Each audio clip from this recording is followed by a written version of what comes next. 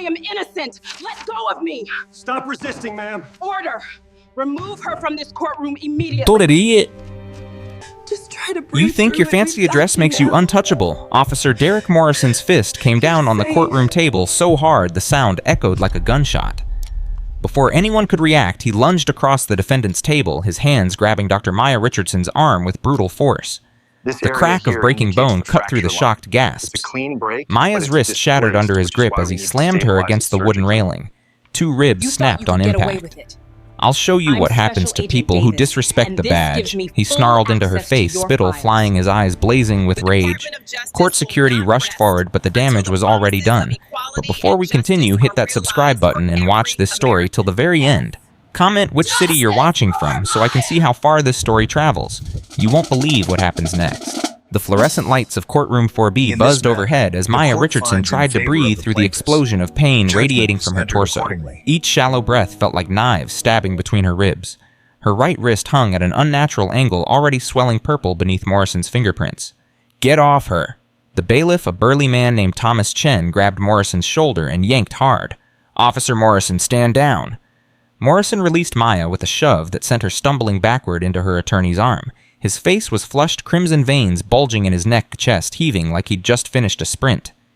She lunged at me, Morrison shouted, pointing a shaking finger at Maya. You all saw it. She tried to attack me. Sophia Torres, Maya's attorney, lowered her client carefully into a chair while keeping her eyes locked on Morrison. That's a lie, and everyone in this courtroom knows it. Ms. Torres, sit down. Timeos. Judge Lawrence Palmer banged his gavel 3 times. The sharp cracks doing nothing to calm the chaos erupting in the gallery. Spectators were on their feet, some recording on their phones, others shouting their own accounts of what just happened. Maya's vision swam. The pain was overwhelming, but somewhere beneath it, her federal training kicked in. Document, observe, remember every detail. She forced herself to focus on Morrison's face, memorizing the wild fury in his eyes, the way his hands still trembled with adrenaline. Someone call an ambulance. Sophia's voice cut through the noise. I'm fine, Maya managed to say, though her voice came out as barely a whisper. Each word cost her. You're not fine. Your wrist is broken. You need medical attention immediately. Judge Palmer's gavel came down again. Order, I will have order in this court. Morrison straightened his uniform, his expression shifting with practiced ease from rage to calculated calm. 16 years on the force had taught him how to control the narrative. Your Honor, I was defending myself. The defendant became aggressive when I was on the witness stand. She made threatening gestures and I had to neutralize the situation before she could harm anyone. That's not what happened, a voice rang out from the gallery. An elderly black woman stood up, her hands gripping her purse. I saw everything. He attacked her for no reason. Ma'am, sit down or I'll have you removed, Judge Palmer warned. The woman didn't sit. My name is Gladys Thompson and I'm a witness to assault. That officer just committed a crime in your courtroom. Bailiff, escort Mrs. Thompson outside. No, you can't silence me. I know what I saw. As Thomas Chen moved toward Mrs. Thompson, Morrison took the opportunity to lean down toward the prosecutor's table, whispering urgently to Assistant District Attorney Rachel Chen. She's been hostile from the start. I have documentation of her threatening behavior. Rachel Chen's perfectly manicured nails tapped against her leather portfolio. She'd worked with Morrison on dozens of cases over the past 8 years. He was her most reliable witness, never wavering under cross-examination, always presenting well to juries. Your Honor, if I may. You may not, Ms. Chen. Judge Palmer removed his glasses and rubbed his eyes. We're taking a recess. I want that defendant examined by paramedics. Officer Morrison, you'll remain in the courtroom. Everyone else out, now. The gallery emptied slowly, reluctantly. Mrs. Thompson was the last to leave, turning at the door to lock eyes with Maya. Something passed between them, a recognition that went deeper than this moment. Maya managed a small nod. Sophia knelt beside Maya's chair. Don't try to talk. Help is coming. My briefcase, Maya whispered. What? My briefcase, under the table. Don't let anyone touch it. Sophia glanced at the expensive leather case that Maya had kept close throughout the entire proceedings. Why? What's in there? Maya's eyes found Morrison, who was conferring with his attorney near the prosecution table. Everything. The courtroom doors burst open. 2 paramedics rushed in with a gurney and medical kit. The younger one, a woman with kind eyes, moved to Maya's side. Ma'am, I'm Sarah. I need to examine your injuries. Can you tell me where it hurts? Right wrist, right side ribs 2 and 3. Sarah's eyebrows raised at the clinical precision of Maya's answer. You have medical training. Something like that. As Sarah carefully examined Maya's wrist, her partner, a gray-haired man named Robert, spoke quietly to Judge Palmer. Their voices carried in the nearly empty courtroom. Judge, these injuries are consistent with significant force. The wrist shows compression fractures that typically result from being grabbed and twisted. The ribs.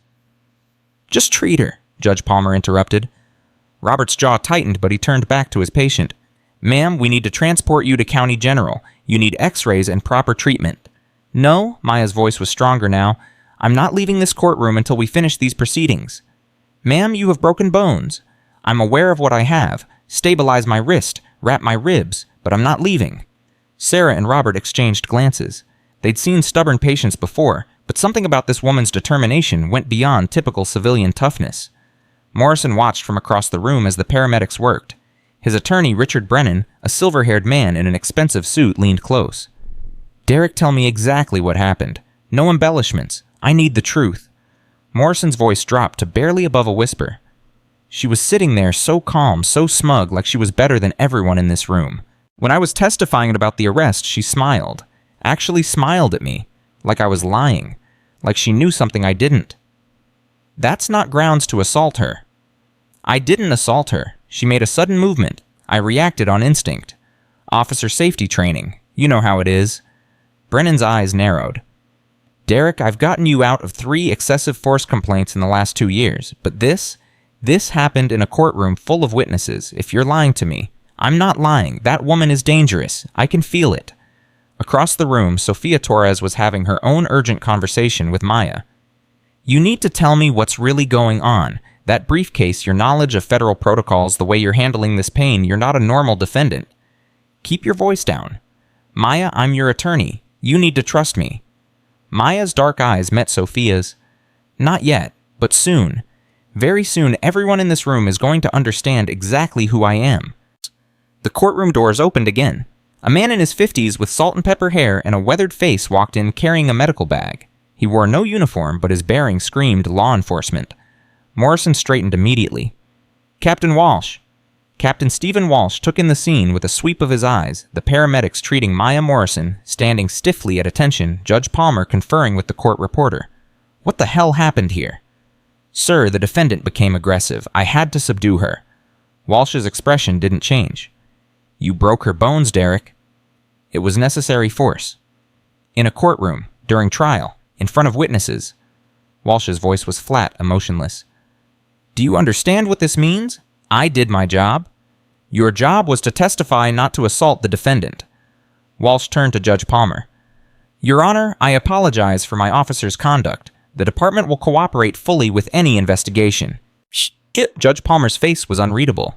Captain Walsh, your officer just committed assault in my courtroom. However, given his testimony about the defendant's aggressive behavior... She wasn't aggressive, Sophia interjected. She was sitting quietly at the defense table. Counselor, I'll determine what happened. Captain Walsh, your officer, will remain in this courtroom. I want a full written report on my desk by end of business today. Understood, Your Honor.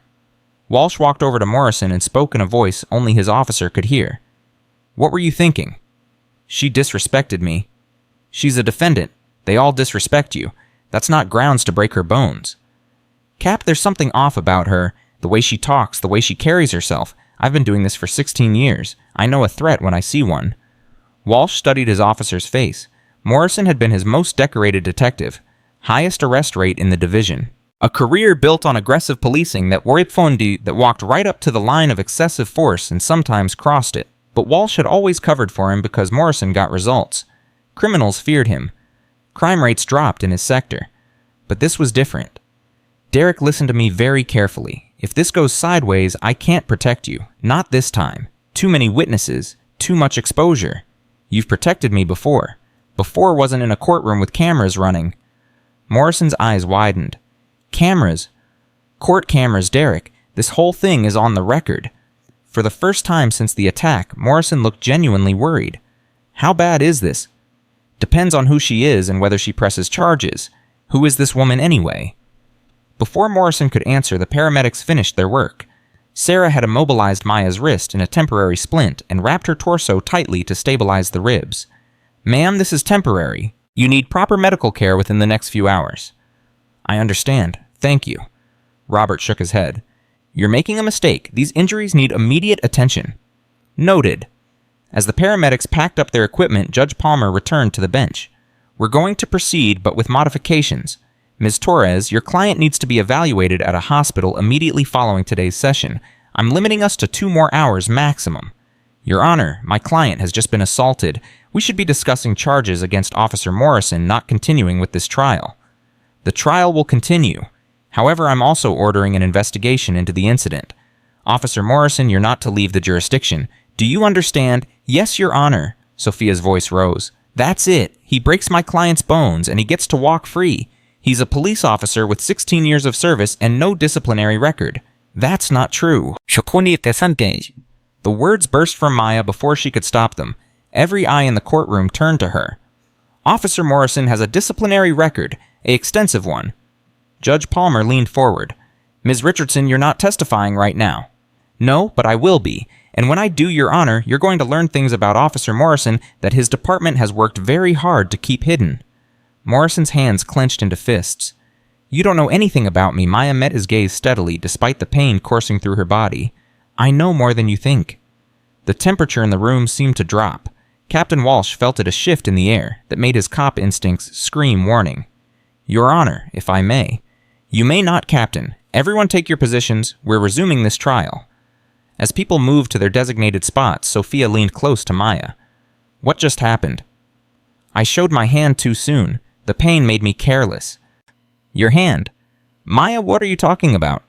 "You'll see. Keep Morrison on the stand. Make him talk. Make him lie. Every word he says now becomes evidence." "Evidence of what?" Maya's lips curved into a small smile that didn't reach her eyes. "Of his own destruction." Judge Palmer's gavel came down. "Officer Morrison, returned to the witness stand." Morrison walked past Maya's table, and as he did, he leaned down just slightly, his voice a whisper only she could hear. "You're going to regret this." Maya's response was just as quiet. "No, Officer Morrison, you are." He took his position in the witness box, and Sophia Torres approached with her legal pad. Her hands were shaking slightly, adrenaline from watching her client get attacked, but her voice was steady. "Officer Morrison, let's continue your testimony. You arrested my client on March 15th, correct?" "Yes." "And in your arrest report, you stated that Dr. Richardson was driving erratically, speeding through a residential neighborhood at approximately 50 miles per hour in a 25-mile-per-hour zone." "That's correct." "You also stated that when you initiated the traffic stop, Dr. Richardson immediately became belligerent and refused to provide her license and registration." Morrison shifted in his seat. "Yes."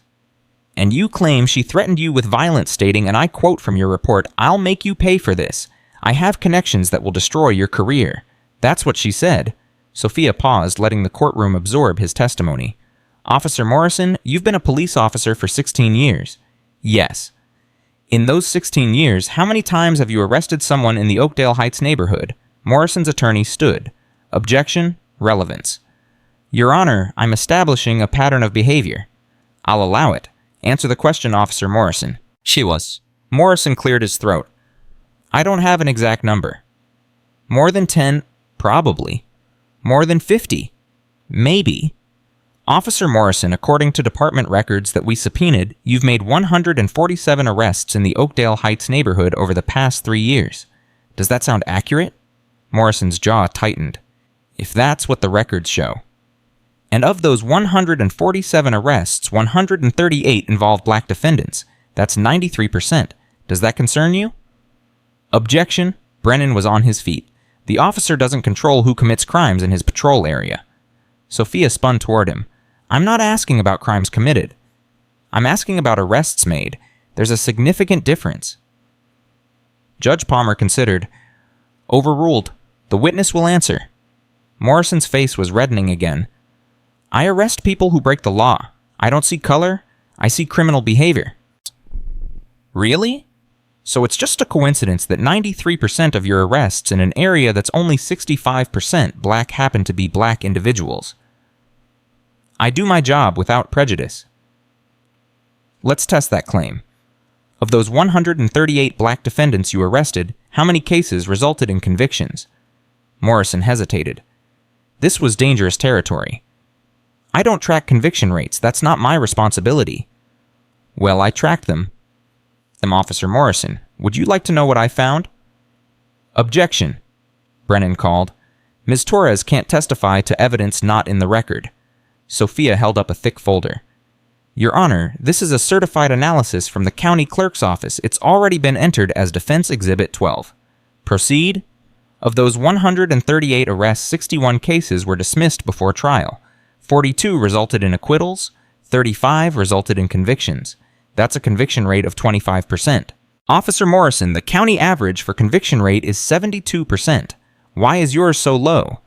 Morrison's hands gripped the armrests of the witness chair. Sometimes criminals get off on technicalities. Or sometimes innocent people get arrested by overzealous officers who target them because of their race. Objection. Sustained. Ms. Torres, stick to questions. Sophia took a breath and shifted her approach. Officer Morrison, you testified that Dr. Richardson was driving 50 miles per hour in a 25 zone. How did you measure her speed? Visual estimation. I've been doing this long enough to judge speed accurately. So you didn't use radar. The radar unit in my patrol car was malfunctioning that day. Convenient. And your dash cam. Also malfunctioning. Your body camera. Morrison's eyes flickered toward Captain Walsh, then back to Sophia. Technical difficulties. These things happen.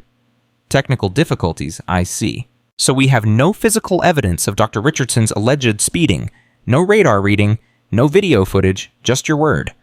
My word as a police officer who's never been disciplined in 16 years. About that, Sophia started, but Morrison interrupted. I have commendations from the community, awards from the department, a spotless record.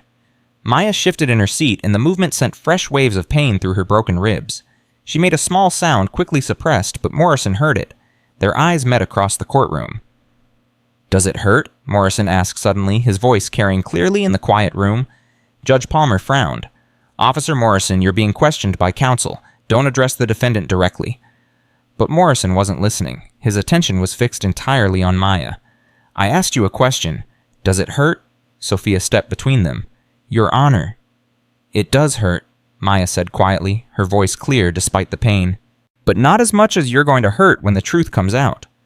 Morrison stood up from the witness chair. Is that a threat? Officer Morrison, sit down. Judge Palmer's voice cracked like thunder. She's threatening me again, just like she did during the arrest. Your Honor, this proves everything I've said about her aggressive behavior. Sophia's voice cut through the chaos. She didn't threaten you. She made a statement about the truth. Unless you have something to hide, Officer Morrison. Brennan was scrambling to control his client. Derek, sit down. Now. But Morrison was past the point of control. The rage that had driven him to attack Maya was bubbling up again. You think you're so smart. You think your fancy address and your educated words make you better than me. I know what you are. I've seen hundreds like you. You break the law, and then you cry racism when you get caught. Officer Morrison, Judge Palmer's gavel came down hard enough to crack. One more outburst and I'll hold you in contempt. Morrison slowly sat down, but his eyes never left Maya. The hatred in them was palpable. Sophia took advantage of the moment. Officer Morrison, you just said you've seen hundreds like my client. What exactly does that mean? Morrison didn't answer immediately. He was breathing hard, trying to rein in his emotions. Officer Morrison, people who think they're above the law. Black people, you mean? Objection. Withdrawn. Officer Morrison, let's talk about your arrest report. You claim Dr. Richardson threatened your career, but Dr. Richardson is a professor of criminal justice. She has no connections to law enforcement. How exactly did you think she could threaten your career? Morrison's mind raced. He'd written dozens of these reports, and they'd always been accepted without question, his word against theirs, badge against citizen, and the badge always won. She said she knew people, important people. What people? She didn't specify. So she threatened you with unspecified people who might or might not exist.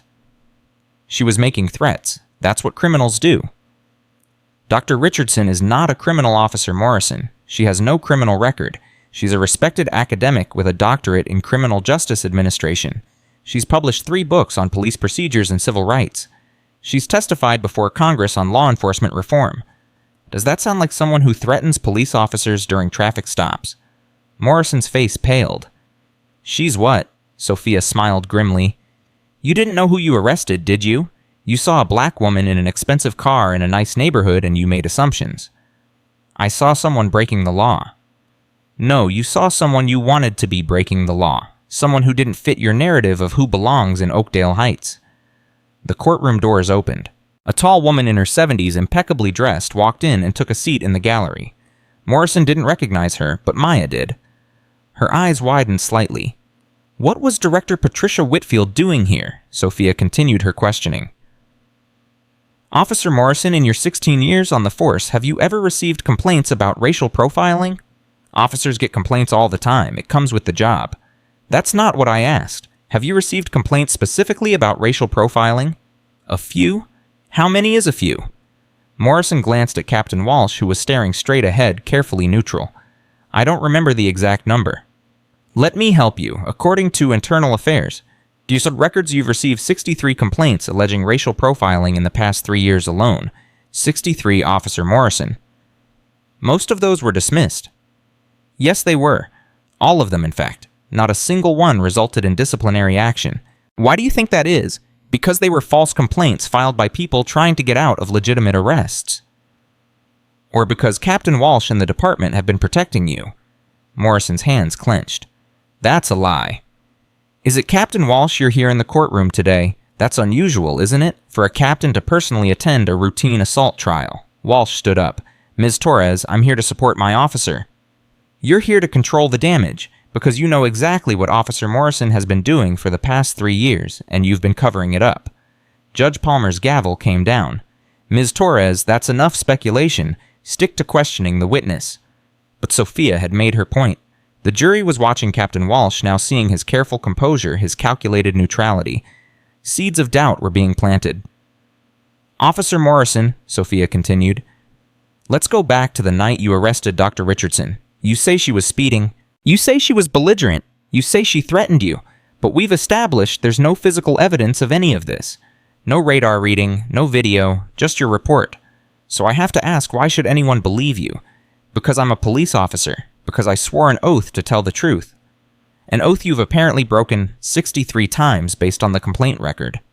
Those complaints were false? Were they? Or were they 63 people trying to hold you accountable for your actions? 63 black citizens saying you targeted them unfairly. Morrison stood up again, his face purple with rage.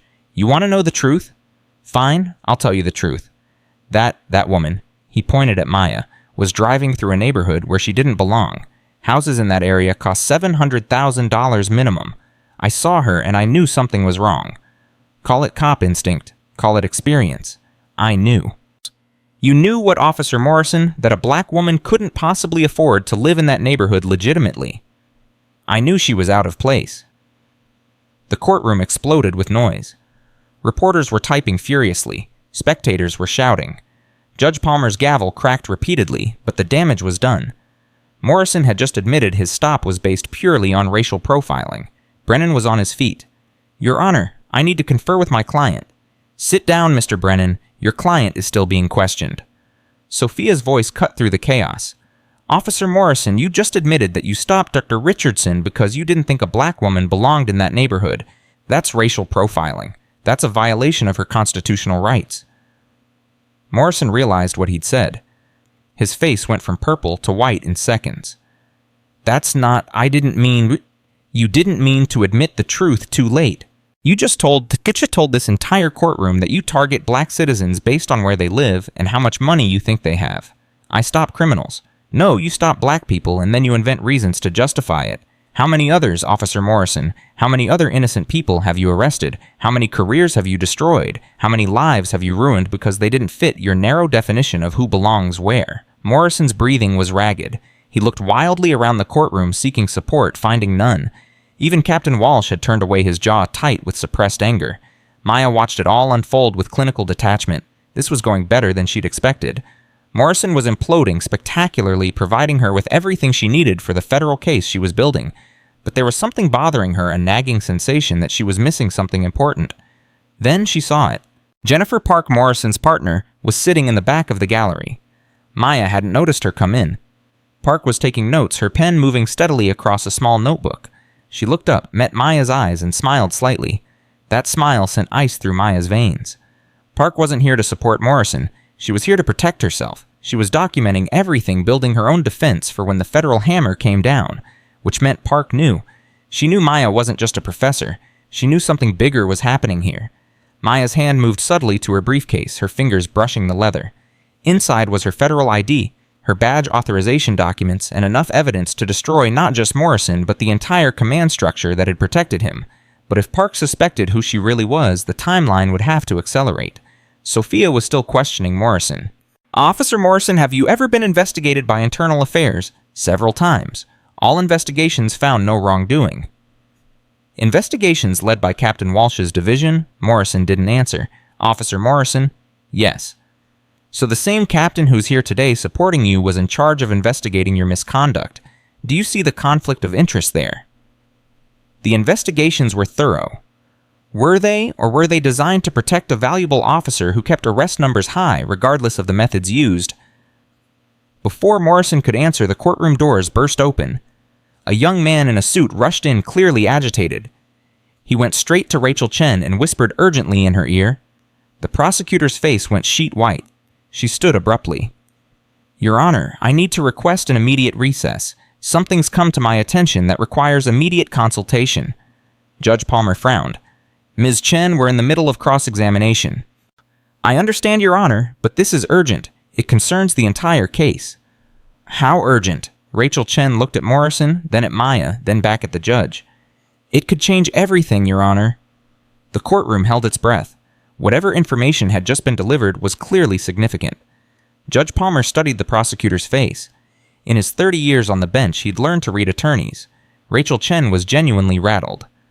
"Very well. We'll recess for 30 minutes. Everyone remain in the courthouse. Officer Morrison, you're still under oath and still subject to questioning when we return." As people began to file out, Maya caught Sophia's arm. "That's not good."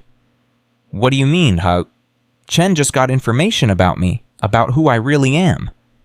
"And who are you really, Maya? Because I'm starting to think my client has been lying to me from the beginning." Maya met her attorney's eyes. "I haven't lied. I've just been very careful with the truth. But that's about to end. When we go back in there, everything changes." "You need to tell me now, before we go back in. I can't represent you if I don't know the full story." Maya glanced around. Most people had left the courtroom, but Morrison was still at the prosecution table conferring with Brennan and Captain Walsh. Park had disappeared. Director Whitfield remained seated in the gallery, watching everything with sharp eyes. "Not here," Maya said quietly. "Find us a conference room, 5 minutes, and bring your laptop. You're going to need to take very detailed notes." As they gathered Maya's belongings, carefully protecting the briefcase, Morrison's voice carried across the room. "Chen, what's going on? What did your assistant tell you?" Rachel Chen's voice was tight. "We'll discuss it in private." "No, tell me now. Does this affect my testimony?"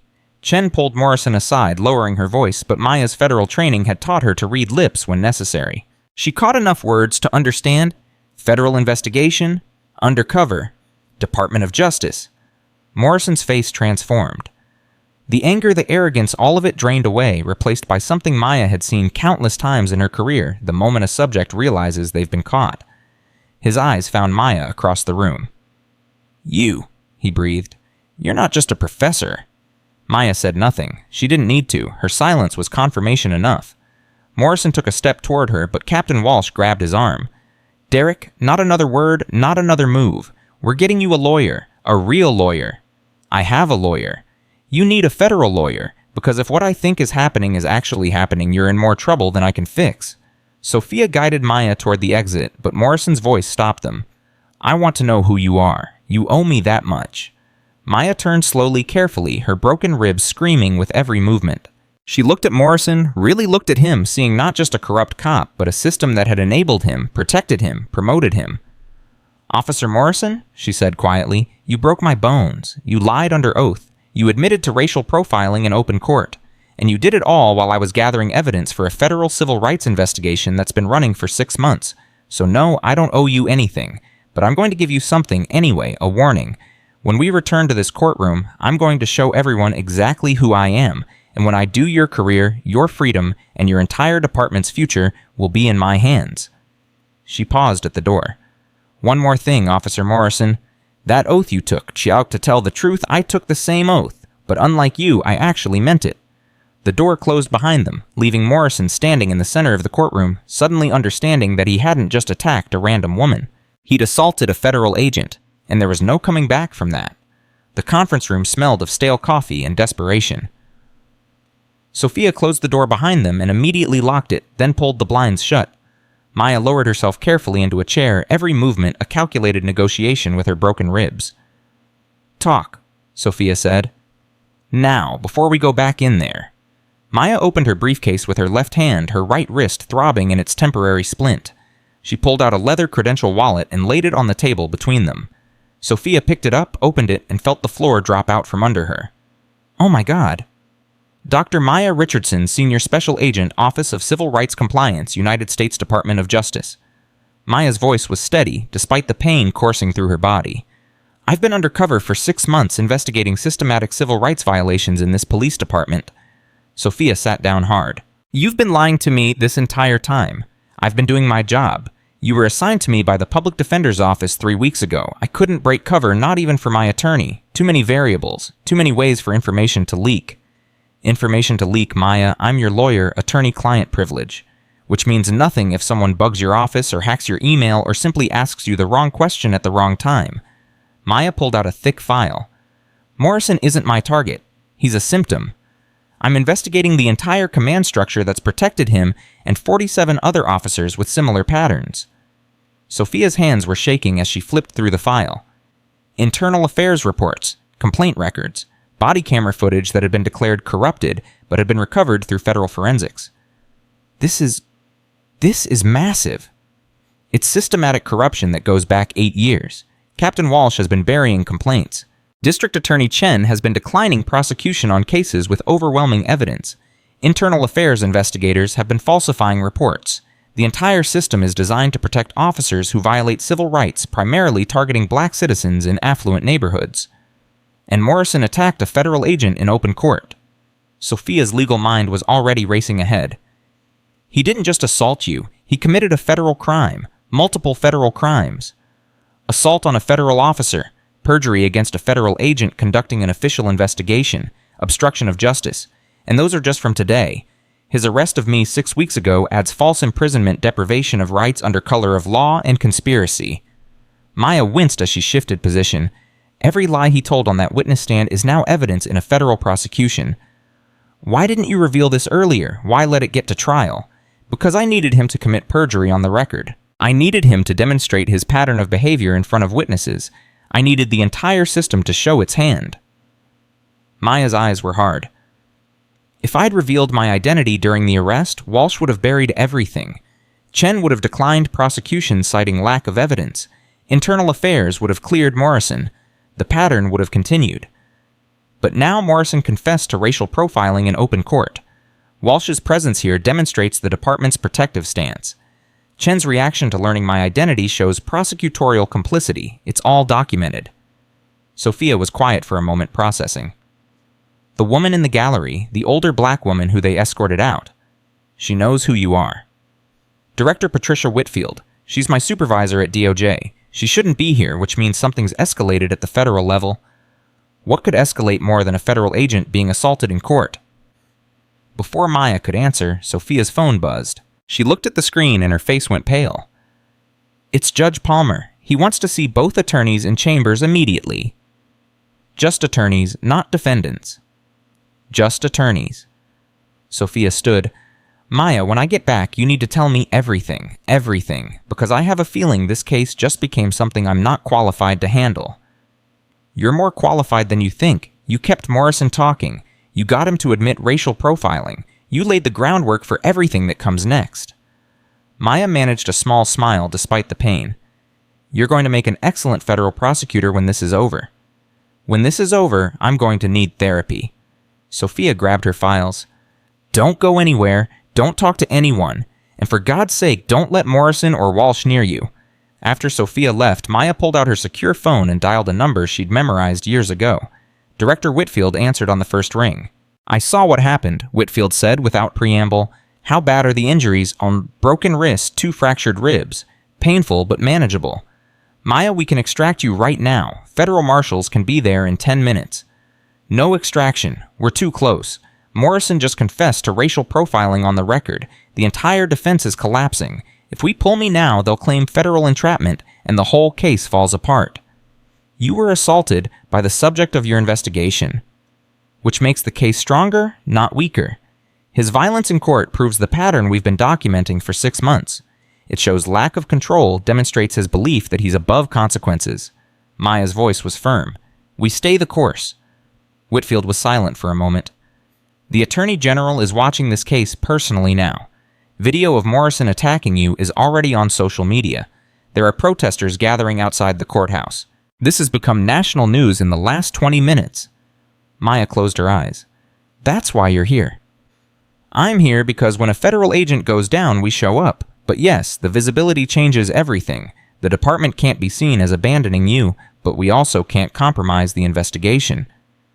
Then let me finish this. When court reconvenes, I reveal my identity formally. Morrison gets arrested on federal charges. Walsh and Chen get notified they're subjects of the investigation. We execute search warrants on internal affairs offices simultaneously. Clean sweep. You're in pain, you're injured, you don't have to be the one to do this. Yes, I do, because 47 other officers are watching to see if federal oversight means anything. Because 63 civilians filed complaints that were buried. Because my daughter is sitting at home right now watching the news and she needs to see that justice isn't just a word we use in training manuals. Shelm, Maya's voice cracked slightly. I need to finish this. All right, federal marshals will be in the courtroom when you make your revelation. Walsh and Chen will be detained for questioning immediately. Morrison gets arrested on site. We're coordinating with the local FBI field office for simultaneous raids on the police department and district attorney's office. Director, there's something else. Jennifer Park was in the gallery earlier, Morrison's partner. She was taking notes. She suspects something.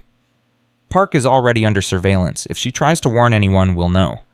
Maya heard footsteps in the hallway outside. I have to go. Court's reconvening soon. Maya, when you reveal your identity, that courtroom is going to explode. Be ready. The line went dead. Maya returned her phone to the briefcase and pulled out another document, this one sealed with federal stamps. Authorization for disclosure of undercover status. Signed by the Attorney General himself 3 hours ago. They'd been planning for this moment, just not under these circumstances. The door opened. Sophia came in looking shaken. Judge Palmer knows. Chen told him. He knows you're a federal agent. Good. That makes this easier. Easier, Maya, he's furious. He thinks you deceived his court. He's talking about sanctions, contempt charges, dismissing the case entirely. He can't dismiss a federal investigation. He can dismiss the local charges, which undermines everything you've built. Sophia sat down heavily. Chen is arguing that your undercover status invalidates Morrison's testimony, that he was entrapped, that nothing he said can be used against him because you were operating under false pretenses. Maya's laugh was bitter. I was driving through a neighborhood where I actually live. Morrison stopped me without probable cause. He arrested me on false charges. He filed a perjured report. Then he committed perjury again under oath today. None of that is entrapment. That's just Morrison being Morrison, except this time his victim had the authority to document it. That's not how Palmer sees it. He's protecting his courtroom. He thinks federal agents running undercover operations through his jurisdiction makes him look like he's not in control. He's not in control. That's the point. His courtroom has been used to railroad innocent citizens for years, and he's been too blind or too complicit to notice. Maya stood up carefully. When we go back in there, I'm making my disclosure. Palmer can be angry, Chen can argue entrapment, Walsh can protect his officer. It doesn't matter anymore because this case just went federal, and there's nothing any of them can do about it. Sophia studied her client with new eyes. You've been planning this moment for 6 months. I've been planning this moment for 3 years. Ever since I read the complaint statistics from this department and realized something was very, very wrong. Maya picked up her briefcase. Let's go show them what federal accountability looks like. The courtroom was packed when they returned. Word had spread that something major was happening. News crews lined the back wall. The gallery was filled with community members, many of them black, many of them holding signs that read "Justice for Maya" and "End Police Violence." Mrs. Gladys Thompson was back in her seat along with at least a dozen others Maya recognized from Morrison's complaint record. Morrison sat at the prosecution table looking like a man facing execution. His earlier arrogance had been replaced by barely contained panic. Captain Walsh was whispering urgently in his ear, while Brennan took frantic notes. Rachel Chen stood when Maya entered, her expression carefully neutral, but her eyes told a different story. She knew what was coming, and she was calculating her own survival. Judge Palmer emerged from chambers looking every one of his 64 years. The stress of the situation had etched new lines into his face. "Everyone sit down, now." The room fell silent as Palmer took his seat. He stared at Maya for a long moment before speaking. "Ms. Richardson, approach the bench. Your attorney as well." Maya and Sophia walked forward. Morrison half stood, but Walsh pulled him back down. Palmer's voice was low and dangerous. "Ms. Richardson, I've been informed that you're not who you claim to be. Is that correct?" "Your Honor, I am exactly who I claim to be. Dr. Maya Richardson, Professor of Criminal Justice Administration. I simply happen to also hold another position." "A position you failed to disclose to this court." "A position I was legally prohibited from disclosing during an active undercover investigation." Palmer's jaw tightened. "You deceived this court." "I protected a federal investigation from being compromised by local interference. Those are very different things." "Your Honor," Chen interrupted, "the prosecution moves to dismiss all charges against the defendant based on..." "Denied," Palmer snapped. "You don't get to dismiss charges just because they become inconvenient." "But, Your Honor, if the defendant is a federal agent..."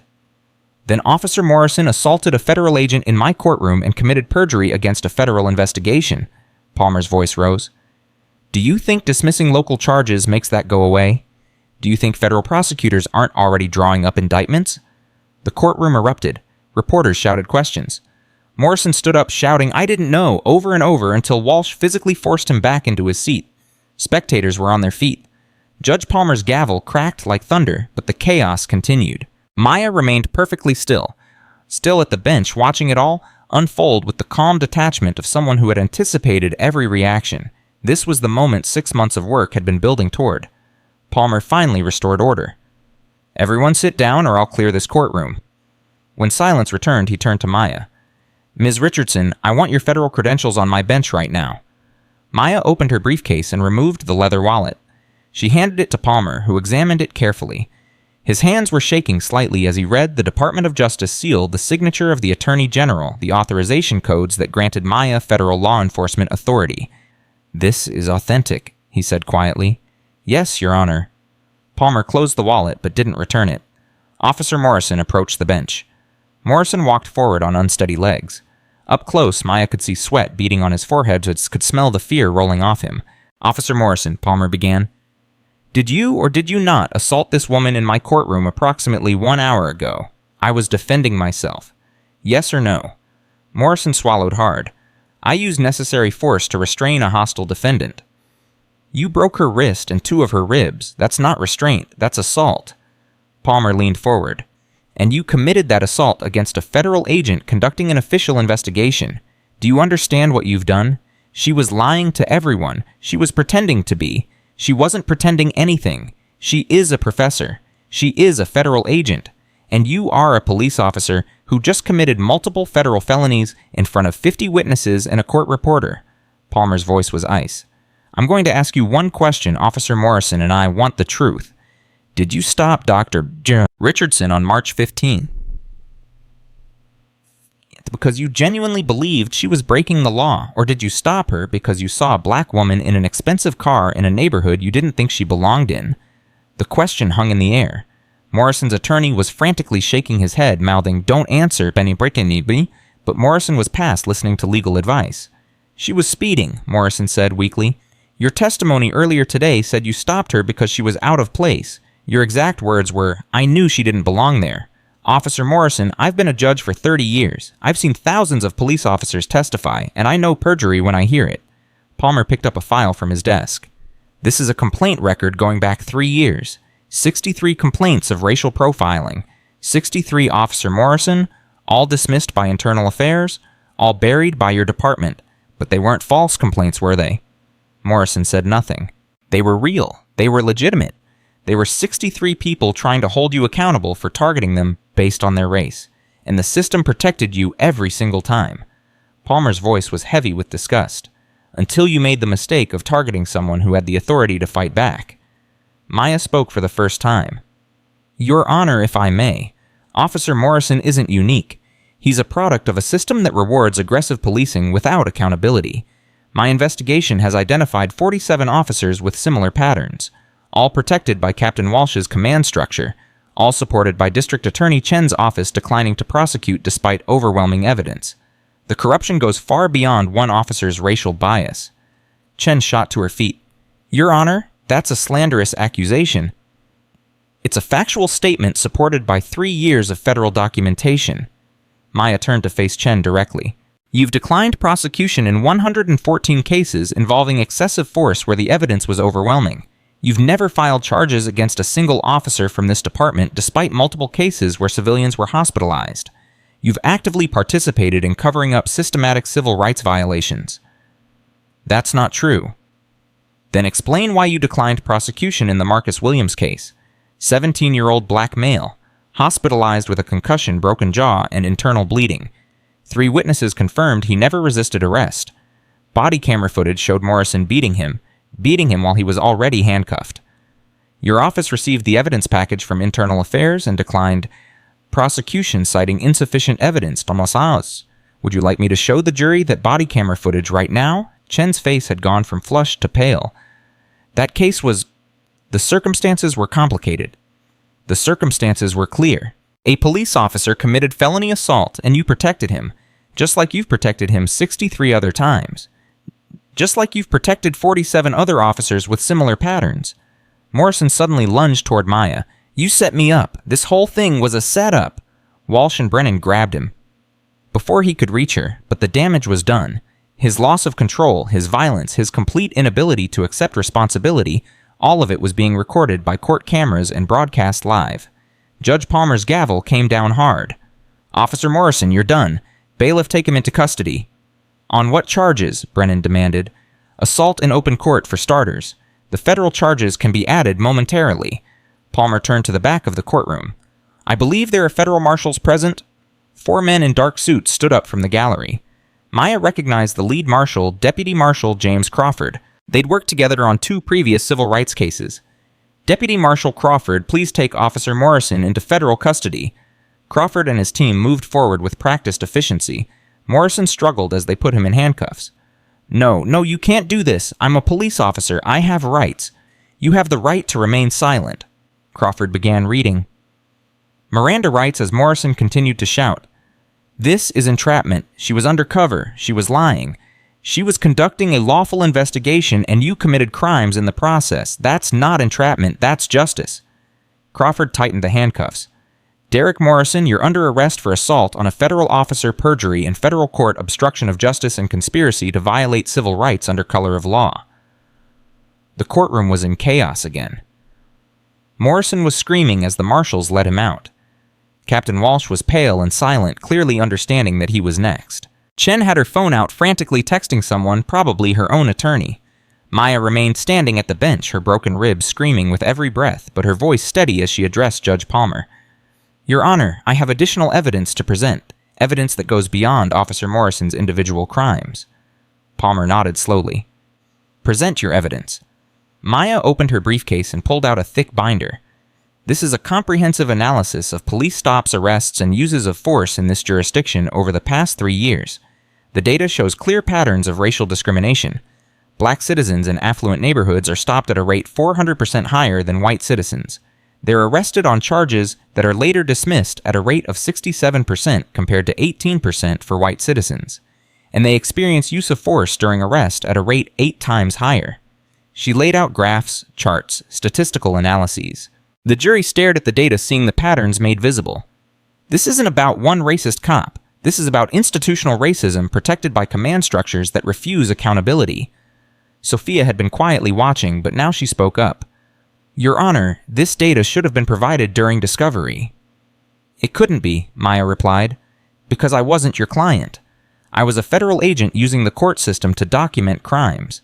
Everything I've gathered is evidence in a federal investigation, not defense material for a local trial. Palmer rubbed his face.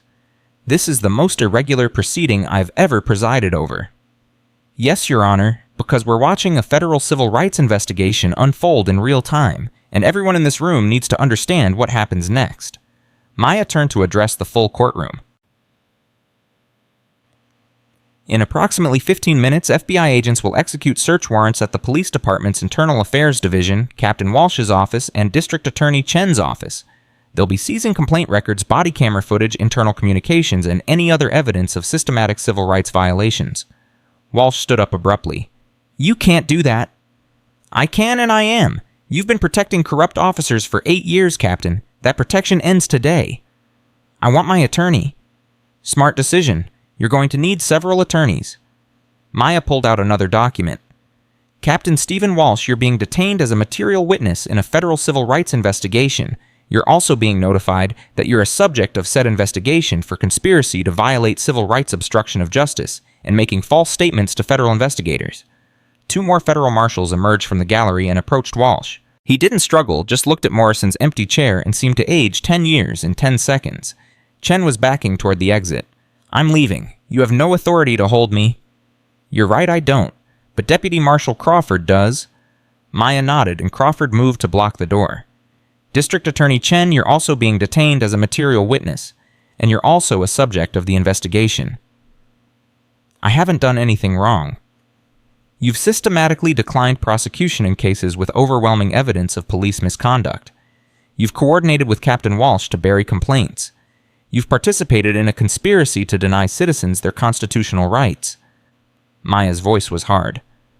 "Your office has been complicit in every beating, every false arrest, every act of violence that Morrison and 47 other officers committed because you gave them immunity through your refusal to prosecute."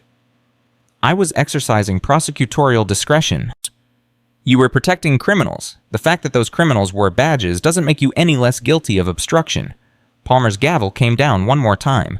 "This court is in recess while federal authorities execute their warrants. Everyone except federal agents and court personnel needs to leave immediately." But no one moved. The community members in the gallery were watching history unfold.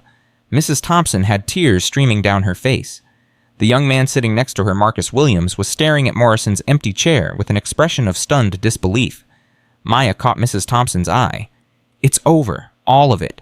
The complaints you filed, they're evidence now. Federal evidence. Your cases will be reviewed, compensation will be provided, and your records will be cleared." Mrs. Thompson stood up and walked slowly toward Maya. Sophia moved to intercept her, but Maya shook her head. When Mrs. Thompson reached the barrier between the gallery and the well of the court, she stopped. "Thank you," Mrs. Thompson said quietly. "He broke my arm during a traffic stop 2 years ago, filed a false report saying I assaulted him. I lost my job because of the arrest record, lost my apartment, almost lost custody of my granddaughter." Her voice broke. "They told me complaining would just make things worse, that no one would believe me over a decorated police officer." "I believe you," Maya said. "The federal government believes you, and Officer Morrison is going to federal prison where he can't hurt anyone else." Marcus Williams stood up next. His hand shook as he pointed at Captain Walsh being led away in handcuffs. "He told me I'd never win if I filed a complaint, said the department protects its own, said a kid from my neighborhood didn't have a chance against a cop with Morrison's record." "He was wrong," Maya replied. "The department can't protect Morrison from federal prosecution, and Walsh himself is facing decades in federal prison for the cover-up." One by one, other victims stood up and came forward. 17 people. 17 cases of false arrest, excessive force, and buried complaints. Maya took their names, their case numbers, their stories. Each one would become part of the federal prosecution. Sophia watched her client transform into something else entirely. This wasn't the quiet academic she'd been defending for 3 weeks. This was a federal law enforcement officer with the authority and determination to dismantle an entire corrupt system. "You've been carrying this alone for 6 months," Sophia said quietly. "The assault, the false charges, the humiliation of being arrested and processed like a criminal.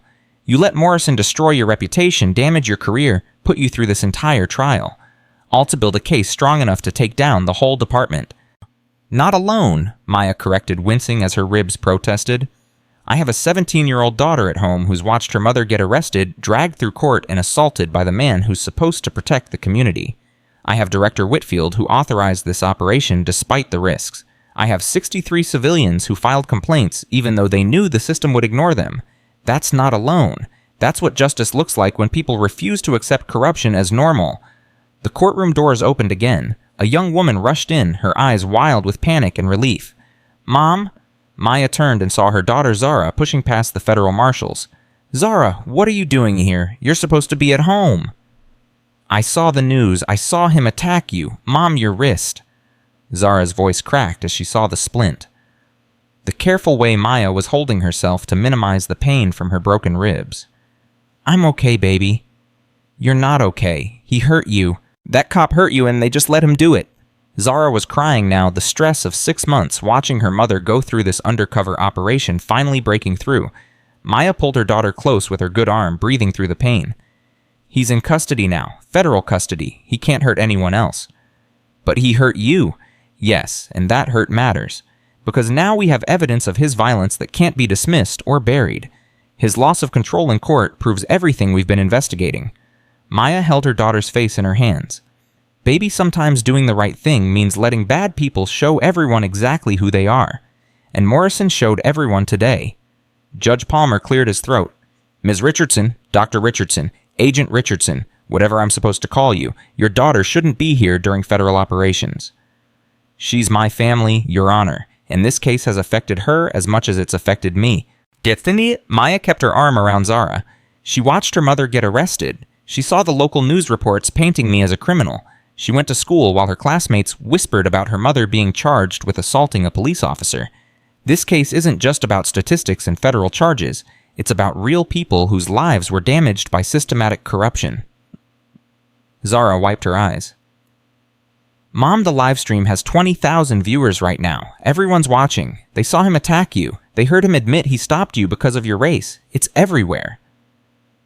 Maya pulled out her phone and checked social media. Zara was right. Video of Morrison's assault had gone viral. His confession to racial profiling was being shared thousands of times per minute. The hashtag Justice for Maya was trending nationally. "Director Whitfield was right," Maya said quietly. "This case just became very public very fast." Sophia checked her own phone. "Maya, you have interview requests from every major news network. The ACLU wants to issue a statement supporting you. Civil rights organizations are organizing protests at police departments in 6 cities demanding federal oversight." "Good. That pressure helps. Makes it harder for the department to quietly settle this case." Maya looked at Judge Palmer. "Your Honor, I'd like to make a statement for the record." Palmer nodded wearily. "Go ahead." Maya addressed the court reporter directly, ensuring every word would be part of the permanent transcript. "For the record, I am Dr. Maya Richardson, Senior Special Agent with the Office of Civil Rights Compliance, United States Department of Justice. For the past 6 months, I have been conducting an authorized undercover investigation into systematic civil rights violations by officers of this police department. During that investigation, I was unlawfully stopped, falsely arrested, and charged with crimes I did not commit by Officer Derek Morrison. Morrison's actions were part of a documented pattern of racial profiling and excessive force. His assault on me in this courtroom was witnessed by over 50 people and recorded by court cameras. His perjured testimony is part of the official court record. The evidence gathered during this investigation will be used to prosecute Morrison, Captain Walsh, and other individuals who participated in the conspiracy to violate citizens' constitutional rights." She paused, making sure the court reporter was keeping up. "I want to be clear about something. I didn't entrap Officer Morrison. I didn't trick him into committing crimes. I simply existed as a black woman in a nice neighborhood, and Morrison's racism did the rest. Everything he did to me, he's been doing to other people for years. The only difference is that I had the authority to document it and the resources to fight back. Those 63 complaint files represent 63 times the system failed to hold Morrison accountable. That failure ends today." The courtroom was silent except for the sound of the court reporter's fingers on her machine. Even Judge Palmer seemed to be holding his breath. "One more thing," Maya continued. "To every person who filed a complaint that was buried, every citizen who was targeted because of their race, every family member who watched their loved one being brutalized by people who swore an oath to protect them. I want you to know that your voices mattered. Your complaints weren't ignored by everyone. The federal government heard you, and now the federal government is acting." She turned to face the gallery where the 17 victims sat. "You were right, Morrison was wrong, Walsh was wrong, Chen was wrong, and the system that protected them was wrong. Starting today, that system is being dismantled." Mrs. Thompson stood up again. What happens to our cases, the arrests on our records? Federal prosecutors will review every case. False charges will be expunged. If there were financial damages, loss of employment, or other harms resulting from the false arrests, you'll be eligible for compensation through the Federal Civil Rights Settlement Fund. How long will that take? Months, not years. The evidence is overwhelming. The Department of Justice is making this case a priority. Maya looked at each victim individually. I can't give you back the time you lost. I can't erase the trauma of being targeted and terrorized by people who were supposed to protect you.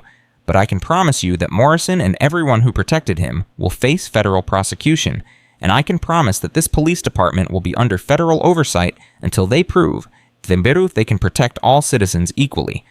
Marcus Williams raised his hand tentatively. What about the cops who are still out there, the 47 others you mentioned? Are they still working? As of 10 minutes ago, all 47 officers with documented patterns of civil rights violations have been placed on administrative leave pending federal investigation. They're off the streets. They can't hurt anyone else while we build cases against them. Judge Palmer interjected. Agent Richardson, you've effectively shut down a quarter of this city's police force. I've removed criminals from positions of authority, Your Honor. If that creates staffing issues, the department should have thought about that before protecting officers who violated their oaths. What about public safety crime doesn't stop just because you've arrested corrupt cops? Actually, Your Honor, preliminary data suggests crime doesn't increase when abusive officers are removed. In fact, community cooperation with law enforcement often improves because citizens aren't afraid of being targeted by the people who are supposed to protect them. Maya pulled out yet another document from her briefcase. The Department of Justice has coordinated with state police and neighboring jurisdictions to provide coverage during the transition. Public safety won't be compromised.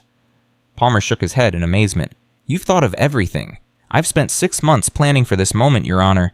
Every contingency, every possible reaction, every legal challenge. The federal case is airtight. Zara squeezed her mother's hand. Mom, you need to go to the hospital. Your wrist is swelling worse. Maya looked down. Her daughter was right. The temporary splint was cutting into her skin as the swelling increased. The adrenaline that had been carrying her through the past hour was fading and the pain was becoming overwhelming. After we finish here... Mom, after Zara. This is too important. Sophia intervened. Maya, your daughter's right. You've made your disclosure. Morrison's in custody. The federal operation is underway. You need medical attention. I need to make sure this doesn't fall apart. It won't fall apart. You built it too well. Sophia gestured to the federal marshals still in the courtroom. Deputy Marshal Crawford, can you ensure Agent Richardson gets proper medical treatment, preferably before she passes out from pain? Crawford approached. Ma'am, we have a medical team standing by. Let us take care of you. Maya wanted to argue, but a wave of dizziness hit her. 6 months of stress, the trauma of the assault, the physical pain of broken bones, all of it was catching up at once. Okay, hospital, but I want updates every 30 minutes on the warrant executions. You'll get them, Crawford promised. But right now, you need to let the doctors do their job. As federal marshals escorted Maya toward the exit, reporters shouted questions from the back of the courtroom. Agent Richardson, how long have you been planning this operation? Will there be more arrests? What message do you have for other police departments? Maya paused at the door, Zara supporting her on one side, Sophia on the other. She looked back at the courtroom, where this had all culminated at Judge Palmer, still looking stunned on his bench at the empty chairs where Morrison and Walsh had sat so confidently just hours ago at the 17 victims who had finally seen justice after years of being ignored. The message is simple, Maya said, her voice carrying clearly despite her exhaustion. Federal civil rights law applies to everyone, including police officers, and the Department of Justice will use every resource at its disposal to protect citizens from those who abuse their authority. What happened here today isn't unique to this city. It's happening in departments across the country, but it's also ending one federal investigation at a time. She let them lead her out, then leaving behind a courtroom full of people trying to process what they'd just witnessed. The local traffic case had become a national civil rights reckoning, and Officer Derek Morrison's violence had inadvertently exposed the corruption he'd been protected by for 16 years. As Maya walked through the courthouse hallways toward the waiting ambulance, she heard the sound of protesters outside chanting her name. Justice for Maya, end police violence, federal oversight now. Zara looked out a window at the crowd. Mom, there must be 500 people out there. They're not here for me, baby. They're here for every person who was targeted and silenced. I just happened to be the one who had the resources to fight back. The ambulance ride to County General was a blur of pain medication and vital sign checks. The paramedics, different ones from earlier, treated her with careful respect once they realized she was a federal agent. Sophia rode with them, still processing everything that had happened. "I went to law school to fight for justice," Sophia said quietly as they sped through traffic. "But I never imagined justice looking like this." Maya managed a weak smile. "Justice is messy. It's painful. It requires people to put themselves at risk. But it's also the only thing standing between civilization and chaos." Morrison thought the badge gave him the right to terrorize people. Walsh thought loyalty to his officers mattered more than protecting citizens. Chen thought political convenience justified ignoring overwhelming evidence. They were all wrong, and today they found out exactly how wrong. Her phone buzzed. A text from Director Whitfield: "All warrants executed successfully. Evidence secured. Morrison formally charged with 6 federal felonies. Walsh and Chen being processed as material witnesses. You did good work, Maya. Now rest." Maya showed the text to Sophia, who read it and let out a long breath. "It's really over. This part is over. The trial part, I mean. The federal prosecution is just beginning, and the civil rights lawsuit against the department will take years." Maya closed her eyes as another wave of pain hit. But Morrison's career is over. His freedom is over. And 63 people just got validation that their complaints were real, their pain was real, and their fight for justice mattered. The ambulance pulled up to the emergency room entrance. As they wheeled Maya inside, she saw news crews already setting up in the parking lot. The story was spreading. By tomorrow morning, Officer Derek Morrison would be a national symbol of police corruption, and Maya Richardson would be the federal agent who brought him down. But right now, all Maya cared about was pain medication and maybe finally some rest. The emergency room doctor, a tired-looking woman in her 40s named Dr. Ellen Marsh, studied the x-rays with a frown that deepened with each image. 2 fractured ribs, complete break of the radius, and significant soft tissue damage. How did this happen? "Police brutality," Maya said flatly, watching the doctor's expression shift from clinical concern to something harder. "In a courtroom, in front of 50 witnesses and multiple cameras." Dr. Marsh set down the x-rays and looked at Maya directly. "I've treated a lot of people who've had encounters with police. Usually they come in through the side entrance at 3 in the morning, too scared to file reports because they know nothing will happen to the officers who hurt them. This time, something will happen." "Good." Dr. Marsh began preparing a proper cast for Maya's wrist. "I'm going to set this break and immobilize it properly. The ribs just need time and rest. No heavy lifting, no sudden movements. The pain is going to get worse over the next 48 hours before it gets better." Sophia paced the small examination room phone pressed to her ear. "Yes, I understand. No, she's not doing interviews tonight. Medical treatment only." She ended the call and turned to Maya. "That was the 6th news outlet in the last 20 minutes. They all want exclusive interviews. Tell them the Department of Justice will issue a statement tomorrow morning. They want to hear from you personally, the federal agent who went undercover and took down a corrupt police department. You're a national story now, Maya." "I'm a person with broken bones who needs to focus on building federal cases, not managing media attention." Maya winced as Dr. Marsh manipulated her wrist into position for casting. "How's Zara?" "In the waiting room. She's scared, but trying to be strong." Sophia sat down heavily. "Maya, I have to ask, was I ever really your attorney, or was I just part of your cover?"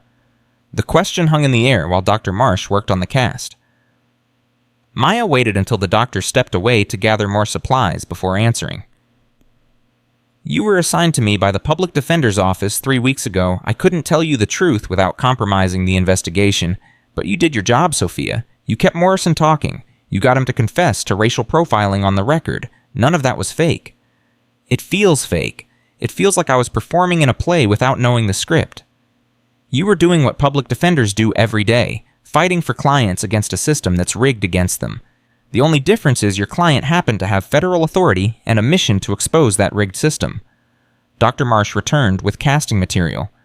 "This is going to take about 20 minutes to set properly. Try not to move." As the doctor worked, Maya's phone buzzed continuously. Messages from Director Whitfield, updates from the FBI field office, notifications from the federal prosecutor's office.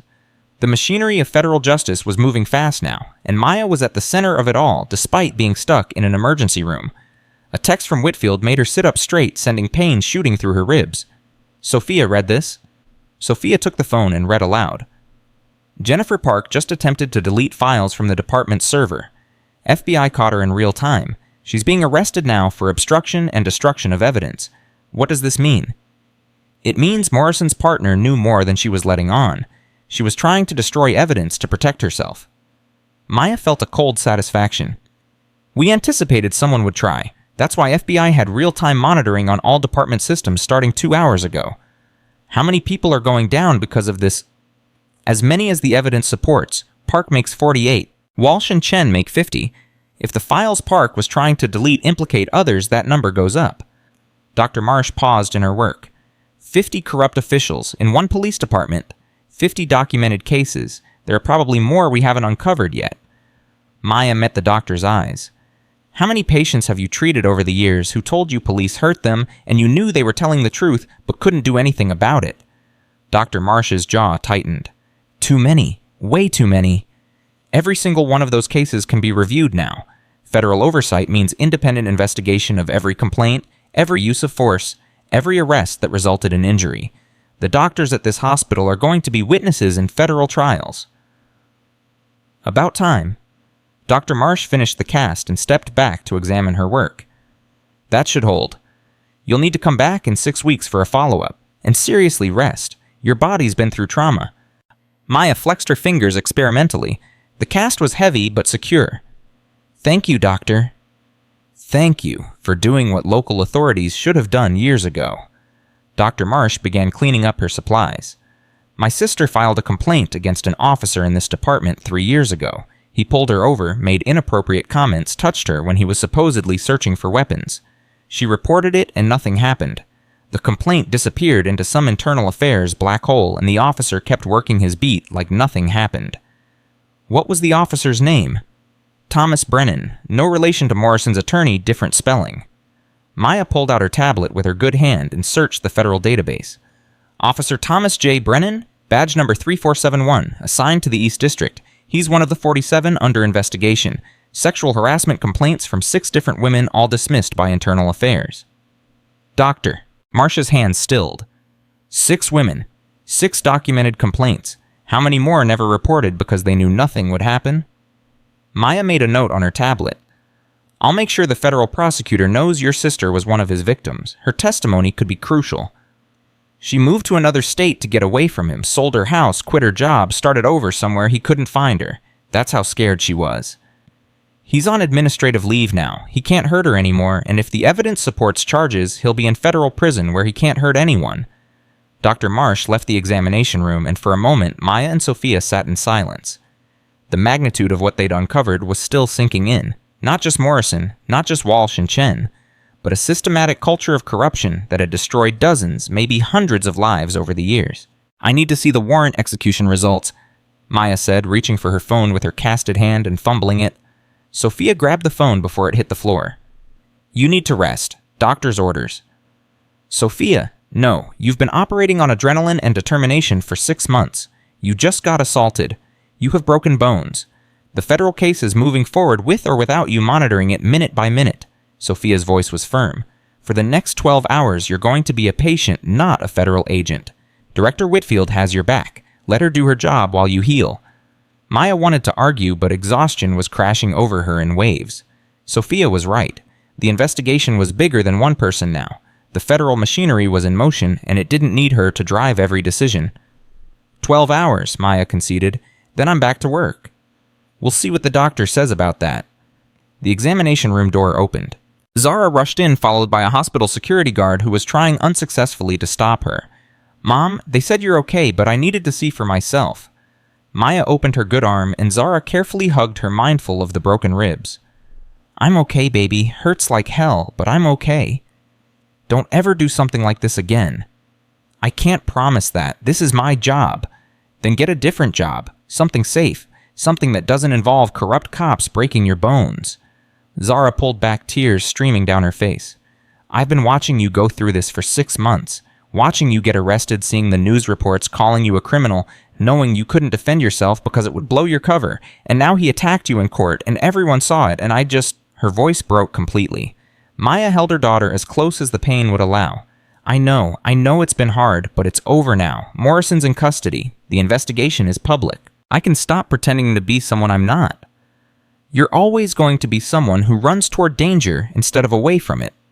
That's who you are. Zara wiped her eyes. I just wish you'd chosen a safer way to fight injustice. There is no safe way. Not when you're fighting people with badges and guns and the full weight of institutional protection. Maya brushed her daughter's hair back from her face. But you know what? It worked. 63 people who were ignored and dismissed finally got validation. Morrison's victims finally got justice. That's worth some broken bones. The security guard cleared his throat. Ma'am, there are reporters trying to get into the ER. We've got them blocked at the main entrance, but they're persistent. Sophia stood. I'll handle it. Maya, you and Zara stay here. I'll make a brief statement and send them away. After Sophia left, Zara settled into the chair beside the examination bed. Mom, your phone's been blowing up. Text messages, emails, calls. I saw some of them. People from all over the country sending support. Really? Zara held up Maya's phone. Look, #Justice for Maya has 500,000 tweets. There are solidarity protests planned in 12 cities tomorrow. Civil rights organizations are calling you a hero. And there's a GoFundMe to cover your medical expenses that's already raised $70,000. Maya scrolled through the messages with her good hand. Messages from former colleagues, from people she'd helped in previous investigations, from complete strangers who'd seen the news coverage and wanted to express support. But mixed in with the positive messages were darker ones. Threats from people who saw her as anti-police, accusations of entrapment and deception, promises of retaliation. Delete those, Maya said, handing the phone back to Zara. Screenshot them first and forward them to Director Whitfield, but then delete them. I don't need that negativity right now. Mom, some of these threats are specific. They mention where we live, where I go to school. Which is why we're not going home tonight. Federal marshals are arranging a safe location. Maya saw the fear flash across her daughter's face. It's just precaution, baby. Standard protocol when an undercover operation goes public. How long? Until the immediate threat assessment is complete. Maybe a week, maybe longer. Zara's phone buzzed. She looked at it and her face went pale. Mom, it's a message from a blocked number. It says they know where we live and that you're going to pay for what you did to Morrison. Maya took the phone and read the message. The language was crude and violent, full of racial slurs and graphic threats. Forward this to Director Whitfield immediately, then turn off your phone. I'm scared. I know, but Whitfield will have agents on this within minutes. Threatening a federal officer is a serious crime. Threatening a federal officer's family is even worse. Maya pulled her daughter close despite the pain it caused. We're going to be okay, I promise. But even as she said it, Maya felt the familiar weight of consequences settling over her. Going public with the investigation had been necessary, but it came with risks. Not just to her, but to everyone she loved. Morrison had supporters, people who believed the badge justified any action. Some of those people were dangerous. Sophia returned, looking grim. Reporters are demanding answers. They want to know why a federal agent was operating undercover in local court, whether other jurisdictions are under investigation, how many overages are facing charges. I gave them a brief statement saying you'll cooperate with media requests after you've received proper medical treatment, but they're not happy about it. They never are. Maya shifted position carefully. What's the mood out there, supportive or hostile? Mixed. Some people are calling you a hero. Others are saying you entrapped Morrison. There's a counter-protest forming police supporters who think you're anti-cop. Sophia pulled out her tablet. I've been monitoring social media. It's getting heated fast. Maya's federal phone rang. Director Whitfield's direct line. I need to take this. She answered, and Whitfield's voice was tight with urgency. Maya, we have a situation. Morrison's attorney just filed an emergency motion claiming his client was entrapped by federal agents. He's arguing that everything Morrison said and did was in response to deceptive federal actions and therefore inadmissible. That's ridiculous. I was conducting a lawful investigation. I know that you know that, but Brennan's good at manipulating media narratives. He's already done 3 interviews, claiming his client is the victim of federal overreach. Whitfield paused. The Attorney General wants you to do a press conference tomorrow morning. Full disclosure of the investigation timeline of events, was presentation of evidence. Make it clear that Morrison's actions weren't entrapment, they were documented criminal behavior. I'm in the hospital with broken bones. I know, but the narrative is getting a while away from us. We need you out front showing the public exactly what happened and why federal intervention was necessary. Maya closed her eyes, feeling the exhaustion pulling at her. What time? 9 a.m. Federal Courthouse, full press conference with Q&A. I'll have a team prepping you starting at 6. Whitfield's voice softened slightly. I know you're hurt. I know you're tired, but this is the moment that matters. How we frame this investigation now determines whether it becomes a model for federal civil rights enforcement or a cautionary tale about government overreach. I'll be there." After ending the call, Maya looked at Sophia and Zara, both watching her with concern. "I have to do a press conference tomorrow morning." "You can barely move," Zara protested, "which is exactly why I need to do it. The public needs to see what Morrison did to me. They need to understand that federal agents aren't immune to police violence, and if it can happen to someone with my authority and resources, imagine what happens to ordinary citizens who have no recourse." Maya's voice was firm despite her exhaustion. "This isn't about me anymore. It's about changing how police accountability works in this country." Sophia nodded slowly. "You're right, but you need to be prepared. Brennan's going to attack your credibility. He's going to claim you targeted his client specifically, that you set him up, that nothing about the investigation was legitimate. Let him try. I have 6 months of documentation. I have 63 complaint files. I have body camera footage recovered from federal servers. I have testimony from 17 victims who all describe identical patterns of behavior." Maya's eyes were hard. "Brennan can argue entrapment all he wants. The evidence speaks for itself." A new text came through on Maya's phone. This one from Marcus Williams, the teenager who'd been hospitalized after Morrison's beating. "Agent Richardson, thank you for believing us when no one else would." My mom cried when she saw the news. "First time I've seen her cry happy tears since the attack. We finally have hope that justice means something." Maya showed the message to Sophia and Zara. "That's why we do this, not for the headlines or the recognition. For moments like this, when victims realized they weren't lying, weren't exaggerating, weren't imagining the abuse. They were telling the truth, and someone finally listened." The examination room door opened again. This time it was Deputy Marshal Crawford with another marshal Maya didn't recognize. "Agent Richardson, we need to move you to a secure location. Intelligence suggests there may be credible threats against you." "What kind of threats?"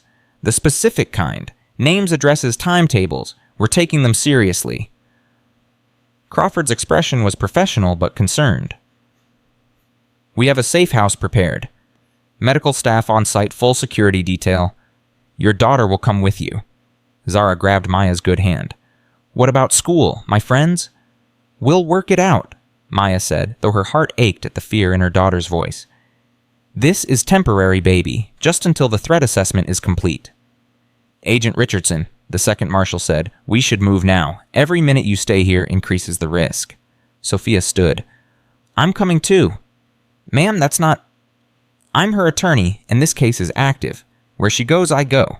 Unless you want to explain to a federal judge why you denied her access to legal counsel during a critical phase of federal prosecution." Crawford exchanged glances with his partner. "Fine, but we leave now. Wheelchair for Agent Richardson, no stops, no delays." They moved through the hospital using service corridors, avoiding the reporters still camped at the main entrance. Maya felt ridiculous being pushed in a wheelchair, but her body was beyond exhausted, and the pain medication was making her dizzy. The safe house turned out to be a nondescript apartment in a building 40 minutes outside the city. 3 bedrooms, reinforced doors, security cameras on every approach. 2 marshals would be on duty at all times, rotating shifts every 12 hours. "It's not exactly home," Crawford said as he showed them inside, "but it's secure. Medical team will check on you every 6 hours. Kitchen's stocked. Computers and phones are secure lines only." Maya settled onto the couch, her ribs screaming with every movement. Zara disappeared into one of the bedrooms, probably to cry in private where her mother couldn't see. Sophia immediately started setting up her laptop at the dining table, already preparing for tomorrow's press conference. "I need the full timeline," Sophia said without looking up. "Everything from the initial complaint analysis that triggered the investigation to Morrison's assault today. We're going to present this as a systematic takedown of institutional corruption, not a personal vendetta." "It's not personal," Maya said quietly. "I know, but Brennan's going to try to make it personal. He's going to claim you targeted Morrison specifically, that you manipulated events to make him look bad." Sophia finally looked up. "We need to show that Morrison was already bad. You just documented it." Maya pulled out her tablet with her good hand and started pulling up files. Initial red flag was complaint statistics. This department had twice the national average for excessive force complaints, but less than 5% resulted in any disciplinary action. That's not normal. That's systematic protection. "When did DOJ decide to investigate 18 months ago, I was assigned to go undercover 12 months ago, spent the first 6 months establishing my cover as a professor, moving into the neighborhood, becoming a visible member of the community. Maya scrolled through her notes. The traffic stop happened exactly 6 months into my undercover work. Morrison targeted me the same way he'd targeted dozens of others. So you didn't engineer the stop. I drove through my own neighborhood at the speed limit. Morrison stopped me without probable cause. Everything after that was his choice, not mine. Sophia made notes rapidly. This is good. This shows you were passive, just existing in your cover identity, and Morrison's racism did the rest. A knock at the door made everyone tense. Crawford checked the security monitor, then opened the door to admit Director Whitfield herself. I came as soon as we secured the perimeter, Whitfield said, moving immediately to check on Maya. How are you holding up? Broken, but functional. That's not what I asked. Whitfield sat down across from Maya, her expression serious. This investigation just became the most visible civil rights case in the country. The Attorney General is personally monitoring developments. The President's been briefed, and every police department in America is watching to see how this plays out. No pressure, then. Maya, I'm serious. What happens in the next 72 hours determines whether federal civil rights enforcement gets stronger or weaker. If we handle this right, we establish precedent for aggressive federal oversight of local departments. If we handle it wrong, we give ammunition to everyone who claims federal agents are overstepping their authority. I'm doing the press conference. I'll present the evidence. What else do you need from me? I need you to understand the stakes. Morrison's attorney is already building a defense based on federal entrapment. He's claiming you deliberately provoked his client, that your undercover status invalidates everything, that federal agents have no business operating in local jurisdictions without explicit permission. Federal civil rights law gives us jurisdiction anywhere civil rights are being violated. I know that, you know that, but juries can be persuaded otherwise if the defense attorney is skilled enough, and Brennan is very skilled. Whitfield leaned forward. Morrison's going to argue he's a good cop who made one mistake under extreme provocation from a deceptive federal agent. He's going to paint himself as the victim of government overreach. He broke my bones in a courtroom full of witnesses. He'll say he felt threatened by your calm demeanor, your educated responses, your refusal to show appropriate deference to his authority. He'll claim it triggered officer safety concerns. Whitfield's voice was grim. I've seen this playbook before. Shift blame to the victim, claim the federal agent was the real aggressor, appeal to anti-government sentiment. Maya felt cold spreading through her chest. You think he might win? I think he might avoid federal prison if his attorney is good enough. Best case scenario, he gets a reduced sentence on a plea deal. Worst case, jury nullification based on sympathy for a decorated officer destroyed by federal interference. That's not justice. No, it's the criminal justice system. There's a difference. Whitfield stood and paced the small living room. The other 47 officers under investigation are watching how Morrison's case plays out. If he gets off light, they'll all fight their charges aggressively. But if we get a solid conviction with serious prison time, most of them will take plea deals to avoid trial. Sophia looked up from her laptop. So Morrison's case is the keystone. If it falls, the whole investigation potentially falls with it. Exactly, which is why tomorrow's press conference is critical. We need public opinion on our side. We need juries to see Maya as a dedicated federal agent doing her job, not as an overzealous government operative targeting innocent cops. Morrison isn't innocent, Maya said firmly. Prove it. Tomorrow morning in front of national media, prove that Derek Morrison is a criminal who deserves federal prosecution. Show the public his pattern of violence. Show them the 63 complaint files. Show them the victims whose lives he destroyed. Whitfield's eyes were intense. Make it impossible for any reasonable person to see him as anything other than what he is, a corrupt cop who thought his badge made him untouchable. The weight of it settled over Maya like a physical thing. This wasn't just about Morrison anymore. It was about whether federal civil rights enforcement meant anything, whether citizens could trust that someone was watching the watchers, whether systemic corruption could actually be dismantled, or if it was too deeply entrenched to root out. I'll need access to all the evidence files, Maya said. Every complaint, every body camera footage, every internal affairs report.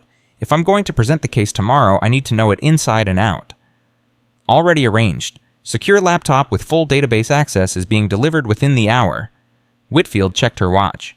You have 16 hours to prepare. I'll have a media coach here at 6 a.m. to help you practice answers to hostile questions. I don't need media coaching. Yes, you do, because you're used to talking to other federal agents and prosecutors who understand the law. Tomorrow, you'll be talking to reporters who are looking for sound bites and controversy. You need to learn how to give them what they need while protecting the investigation. After Whitfield left, Maya and Sophia worked through the night preparing for the press conference.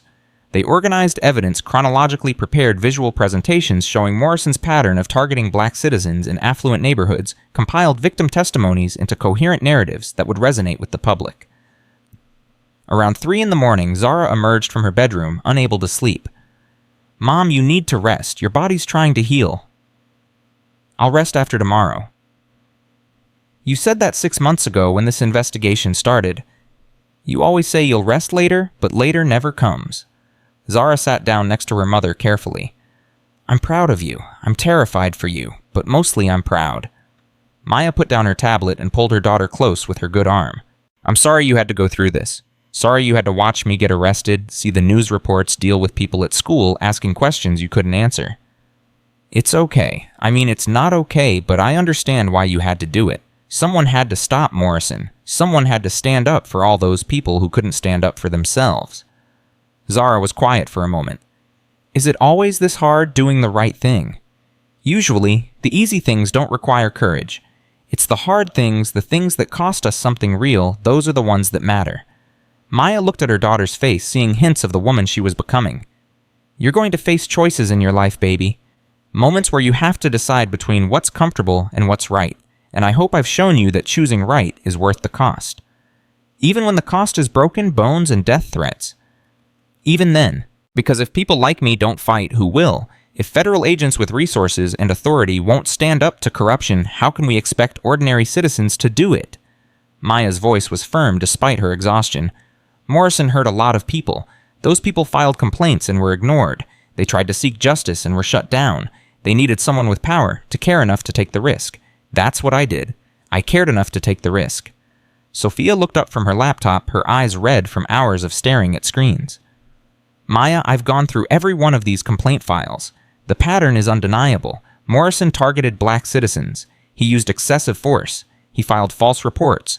And every single time the system protected him. Captain Walsh dismissed complaints. Internal Affairs cleared him. District Attorney Chen declined prosecution. It's textbook institutional racism protected by institutional corruption. That's what we're going to show tomorrow. Not just one bad cop. An entire system designed to protect bad cops and punish anyone who dares to complain." Maya pulled up a specific file. "Look at this one. Sarah Jenkins, 34 years old, panicked black woman traffic stop for allegedly failing to signal. Morrison pulled her over, asked where she was going in this neighborhood, demanded to search her car without probable cause. When she refused, he arrested her for obstruction, spent the night in jail, lost her job because she missed work. Complaint filed, dismissed within 2 weeks. Morrison faced 0 consequences." How many Sarah Jenkins stories are in these files? At least 40. Different names, same story.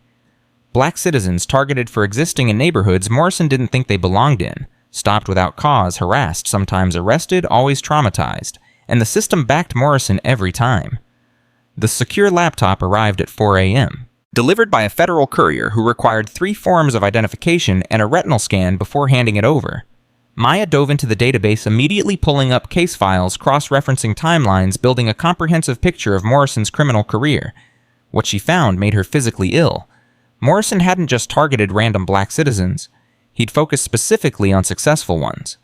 Black doctors, lawyers, professors, business owners, people whose economic success challenged his worldview about racial hierarchies. He'd used his badge to terrorize them, to put them back in what he considered their place. "This is about more than racism," Maya said, scrolling through the data. "This is about using state authority to enforce a social order Morrison believes in. He saw successful black people as threats, as examples that undermined everything he'd been taught about racial superiority. So he used his badge to punish them for succeeding." "Chai," Sophia came to look over her shoulder. "That's going to resonate with people. The idea that police power is being weaponized not just against criminals, but against citizens whose success threatens racist ideologies. It's going to resonate because it's true, and because it's happening in departments across the country, not just here." Maya pulled up comparative data from DOJ investigations in other jurisdictions. "Look at this. Similar patterns in 8 other departments we're investigating. Officers who disproportionately target successful black citizens in affluent neighborhoods. It's a phenomenon with a name: success-based racial profiling." I've never heard that term. Because it's new. DOJ researchers identified the pattern 2 years ago, but this is the first case where we've been able to document it comprehensively enough to prosecute. Maya's eyes were burning from exhaustion, but she kept working. Morrison's case is going to establish the legal framework for addressing this specific type of discrimination. At 5:30 a.m., Deputy Marshal Crawford knocked softly on the door. Agent Richardson, the media coach, just arrived. She needs at least an hour with you before the press conference. The media coach was a sharp-eyed woman in her 50s named Patricia Chen, no relation to the district attorney. She immediately started drilling Maya on potential hostile questions. Agent Richardson, why should the American people trust federal agents who deceive local courts? I didn't deceive the court. I operated under legal authority granted by federal civil rights statutes. My presence in that courtroom was authorized at the highest levels of the Department of Justice. Critics say you entrapped Officer Morrison. How do you respond?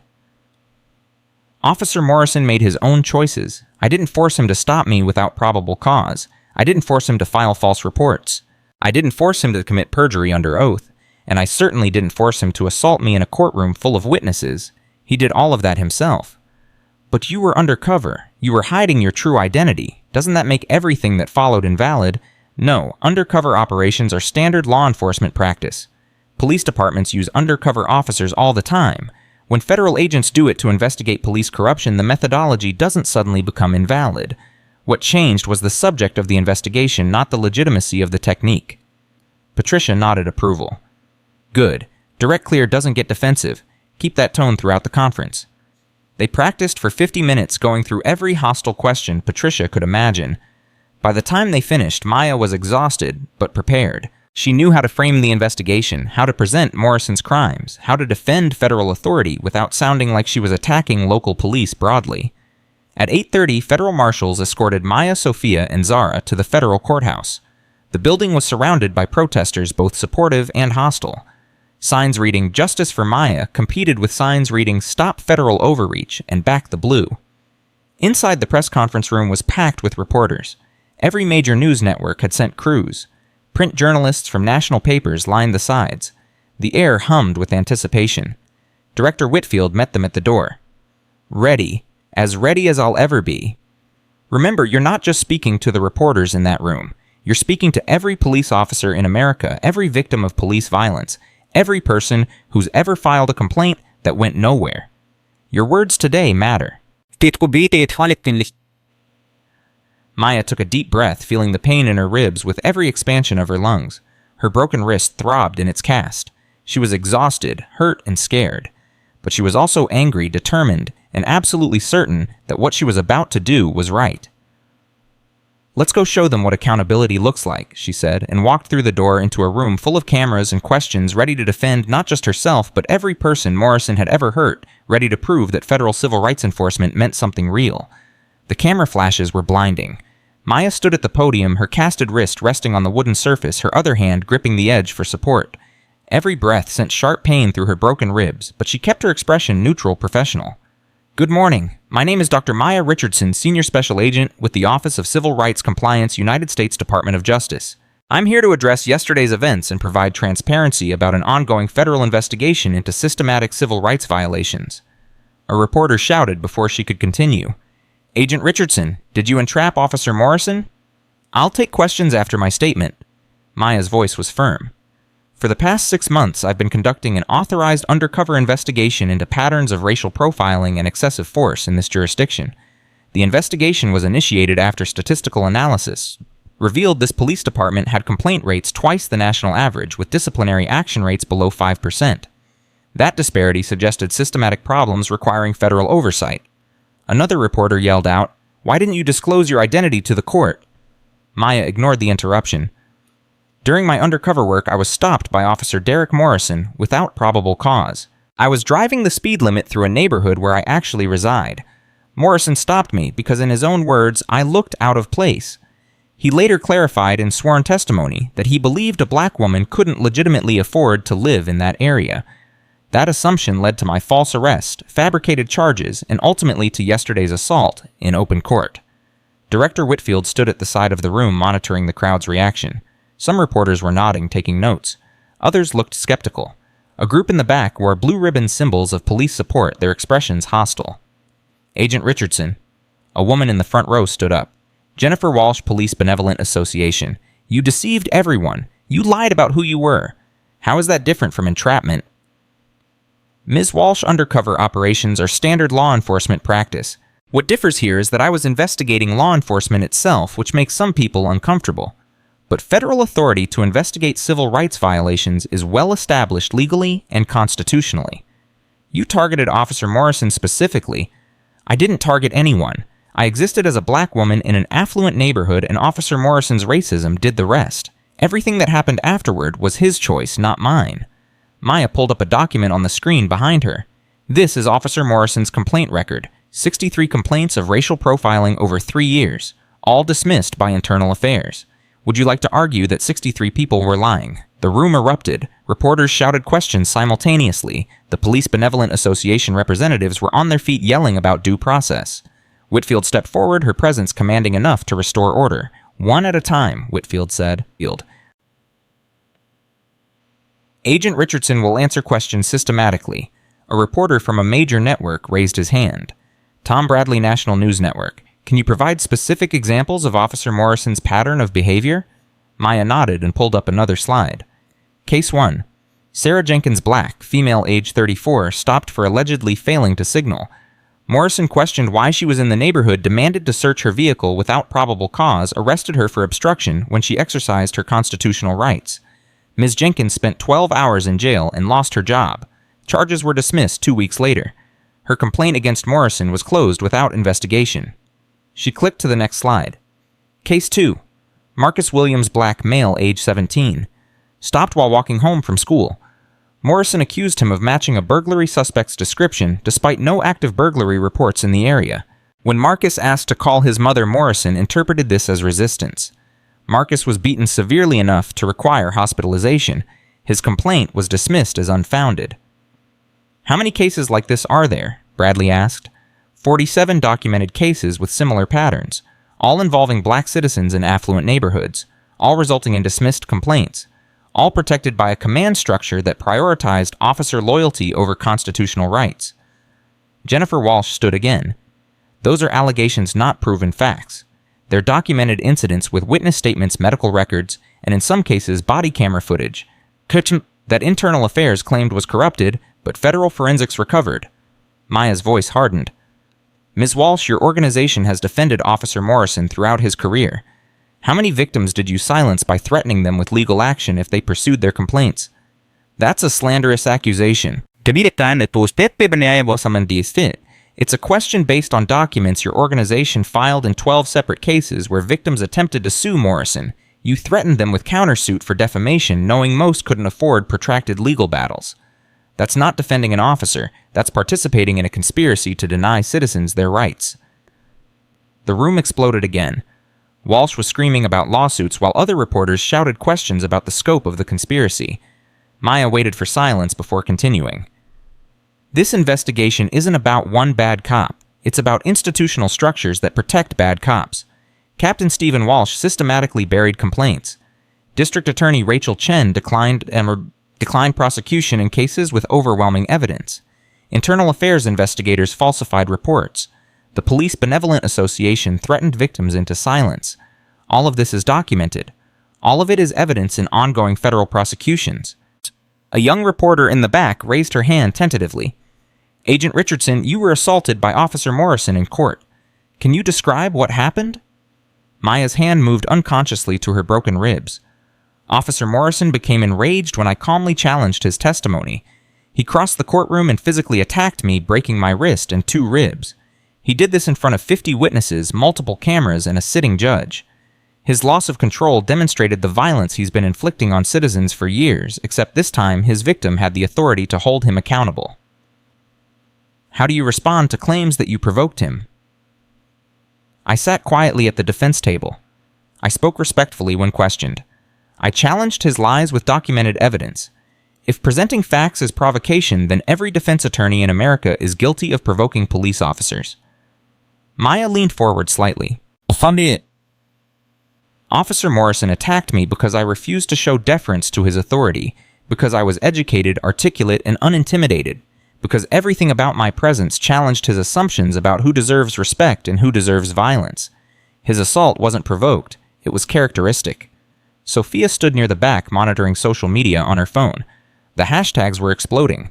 Justice for Maya was trending #1 nationally. Video clips of Maya's statements were being shared thousands of times per minute. Public opinion was shifting in real time. But there was also backlash. Police unions in 6 states had issued statements condemning federal interference in local law enforcement. 3 senators had called for investigations into DOJ overreach, and threats against Maya were increasing exponentially. A reporter Maya recognized from her previous cases spoke up. Agent Richardson, David Park, Civil Rights Chronicle. What happens to the victims now? The people whose complaints were buried. Every complaint will be reviewed by federal prosecutors. False charges will be expunged from records. Victims who suffered financial or professional harm will be eligible for compensation. And everyone who filed complaints that were ignored will have their voices heard in federal court. Maya's voice softened slightly.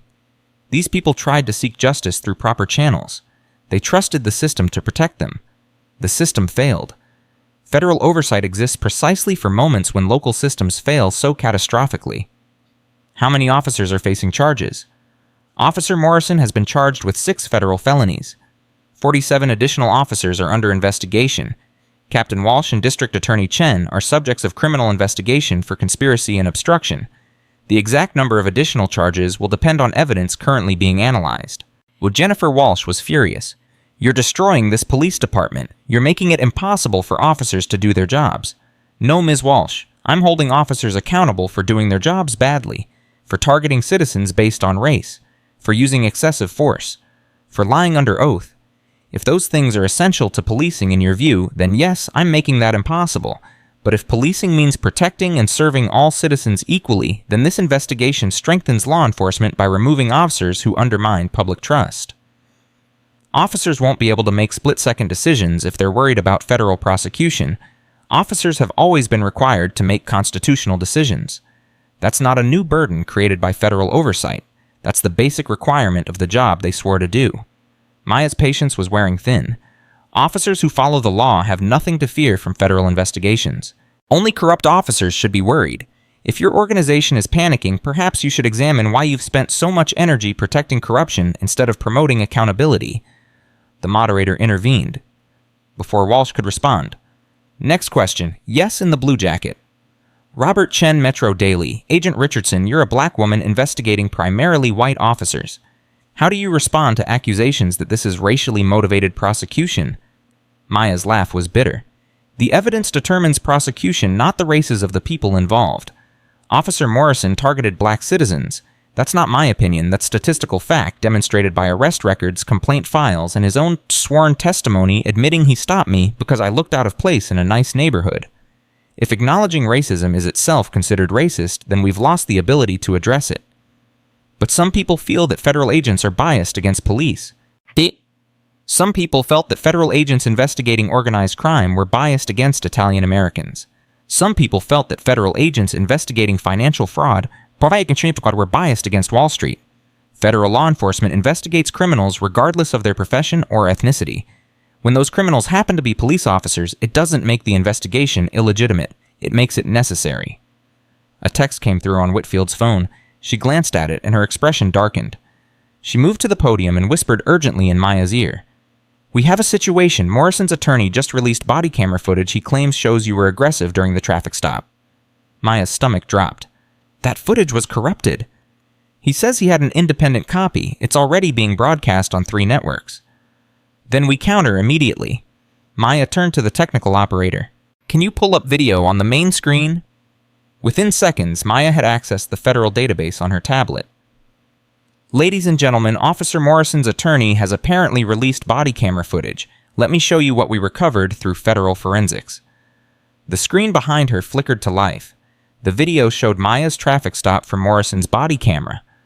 Maya sat perfectly still in her car, hands on the steering wheel. Morrison approached, his voice already aggressive. License and registration, now. Yes, officer. Maya's voice on the recording was calm, respectful. She handed over her documents. Morrison examined them, his expression changing when he saw her address. Oakdale Heights. How does someone like you afford Oakdale Heights? I'm a professor officer. I live within my means. A professor? Morrison's tone was mocking. What do you profess how to work the system? Criminal Justice Administration. I teach at the university. Shout. The video showed Morrison's entire demeanor shift. He became hostile, demanding to search the vehicle, questioning Maya's income, making thinly veiled accusations. Maya remained calm throughout, answering respectfully, declining illegal searches, never raising her voice. The courtroom audience watched in silence as 15 minutes of footage played.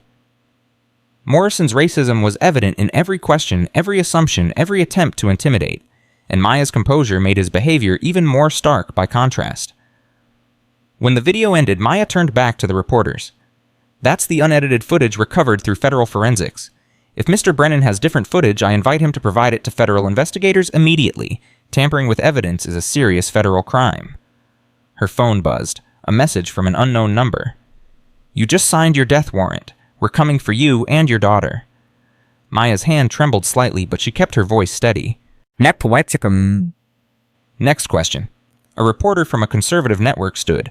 Agent Richardson critics say federal agents investigating local police represents government overreach. How do you justify federal involvement in local matters? The 14th Amendment guarantees equal protection under law. When local systems systematically deny that protection to citizens based on race, federal intervention isn't overreach. It's constitutional obligation. Maya's voice was firm. Civil rights aren't local matters. They're federal guarantees that apply everywhere. When local authorities fail to protect those rights, the federal government has both the authority and the responsibility to act. But local voters elected the officials running this police department. Local voters also elected officials who defended segregation. Local control doesn't supersede constitutional rights. That's why we have federal civil rights law. Maya paused. Officer Morrison violated citizens' constitutional rights under color of law. That's a federal crime, regardless of local politics or local support. The badge doesn't grant immunity from federal prosecution for civil rights violations. Another threatening text came through. Maya's security detail exchanged glances. The threats were escalating. Whitfield stepped to the podium. We have time for 2 more questions. A reporter Maya didn't recognize stood up. Agent Richardson, what do you say to police officers across the country who are watching this and wondering if they're next? Maya looked directly into the camera. If you're doing your job constitutionally, you have nothing to fear.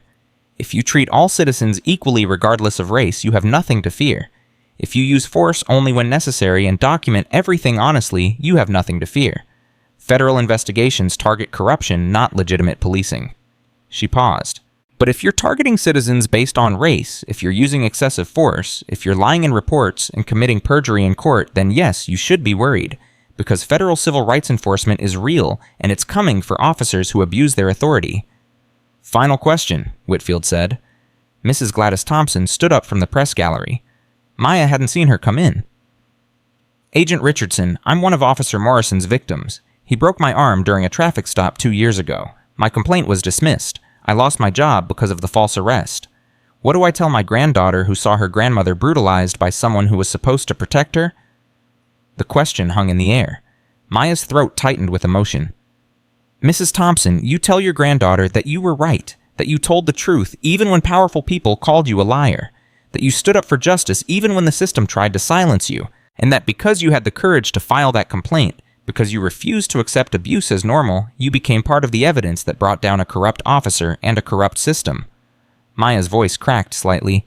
You tell her that one person speaking truth matters, that complaints filed in good faith aren't wasted even when they're dismissed, that the federal government was listening even when local authorities weren't. And you tell her that Officer Morrison is in federal custody, facing decades in prison because victims like you refuse to stay silent. Mrs. Thompson was crying openly now. Thank you for believing us. I believe you. The Department of Justice believes you, and now the whole country believes you. Maya looked around the room. This press conference is concluded. Thank you for your time. As Maya stepped away from the podium, reporters surged forward shouting questions.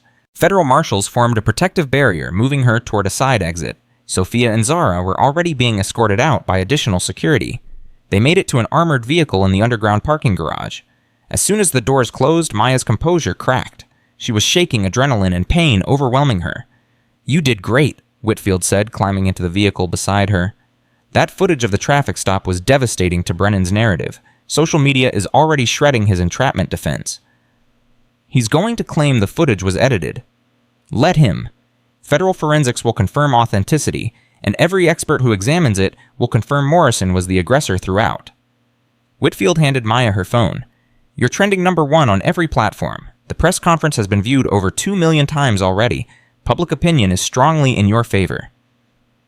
Public opinion doesn't convict in federal court. No, but it makes political interference harder. Senators who were calling for investigations this morning are suddenly quiet.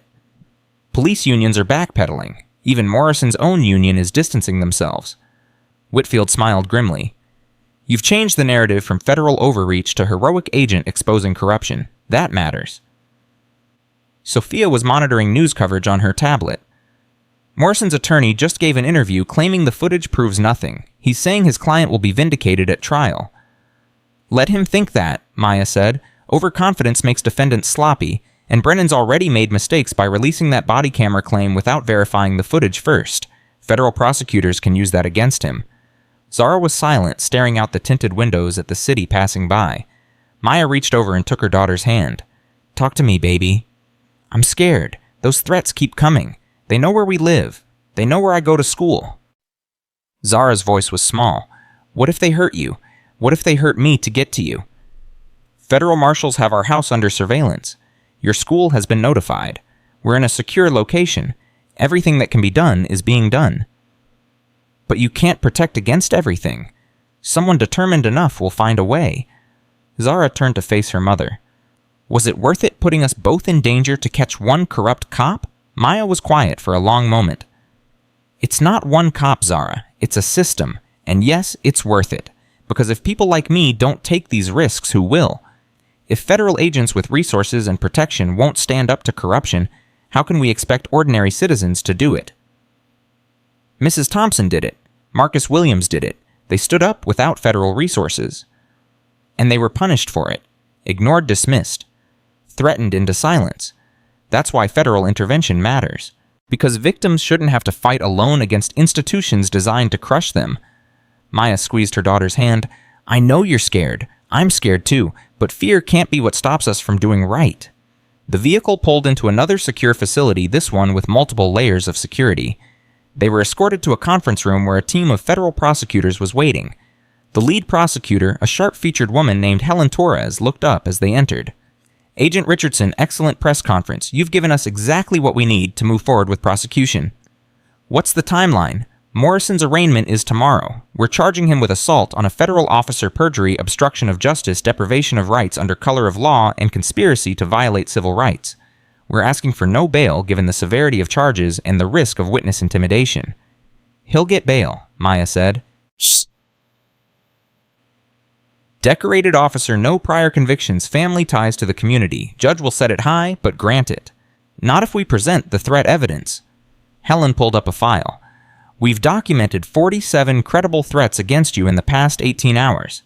12 of those came from IP addresses traced to police officers in Morrison's department or affiliated departments.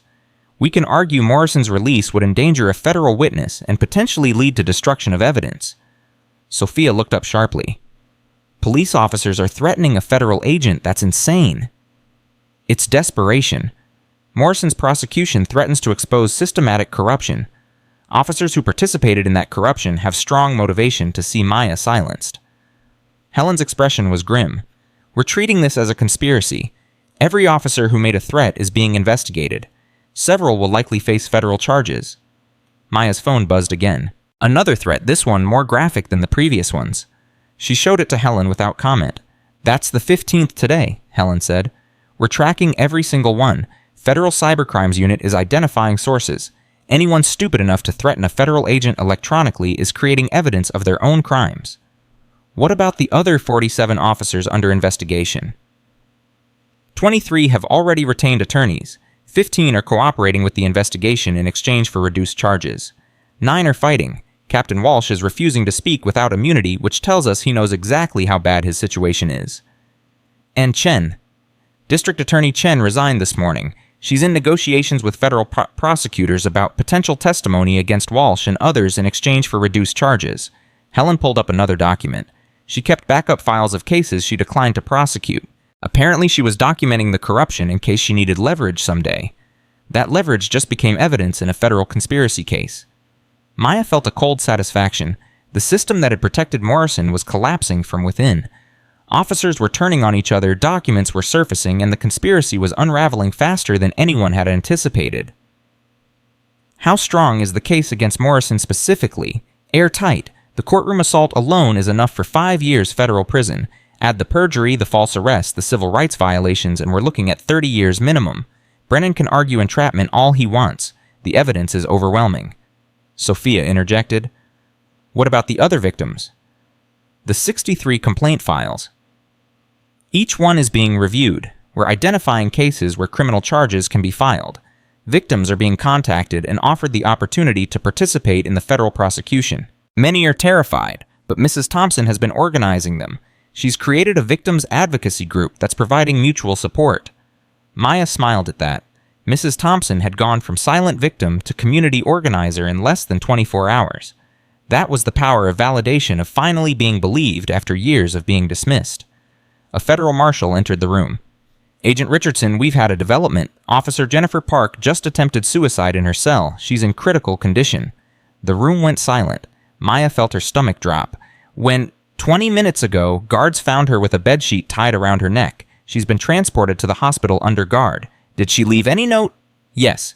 She confessed to participating in the conspiracy, named names, provided details about how complaints were systematically buried.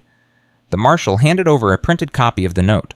She also apologized to the victims, said she knew what Morrison was doing and did nothing to stop it, said she couldn't live with the guilt anymore. Maya read the note feeling a complex mix of emotions. Park had been complicit in Morrison's crimes for years. She'd provided false testimony, backed his lies, helped create the documentation that protected him. But she'd also been trapped in a system that punished dissent and rewarded loyalty to corrupt officers. Is she going to make it? Unknown. Doctors say the next 24 hours are critical. The marshal hesitated. Agent Richardson, her note specifically mentioned you. She said watching you stand up to Morrison despite the cost made her realize she'd spent her career being a coward. She said if she survives, she wants to testify for the prosecution. Maya handed the note to Helen. If she survives and wants to cooperate, make sure she gets full protection. Officers who turn on their own face serious retaliation. Already arranged? If she makes it, she goes into witness protection immediately. The weight of it all was crushing. Morrison in federal custody facing decades in prison. Walsh and Chen under investigation. Park fighting for her life after attempting suicide. 47 officers facing potential prosecution, an entire police department under federal oversight. And Maya at the center of it all, her broken bones a constant reminder of the violence she'd endured to make it happen. Sophia noticed Maya's exhaustion.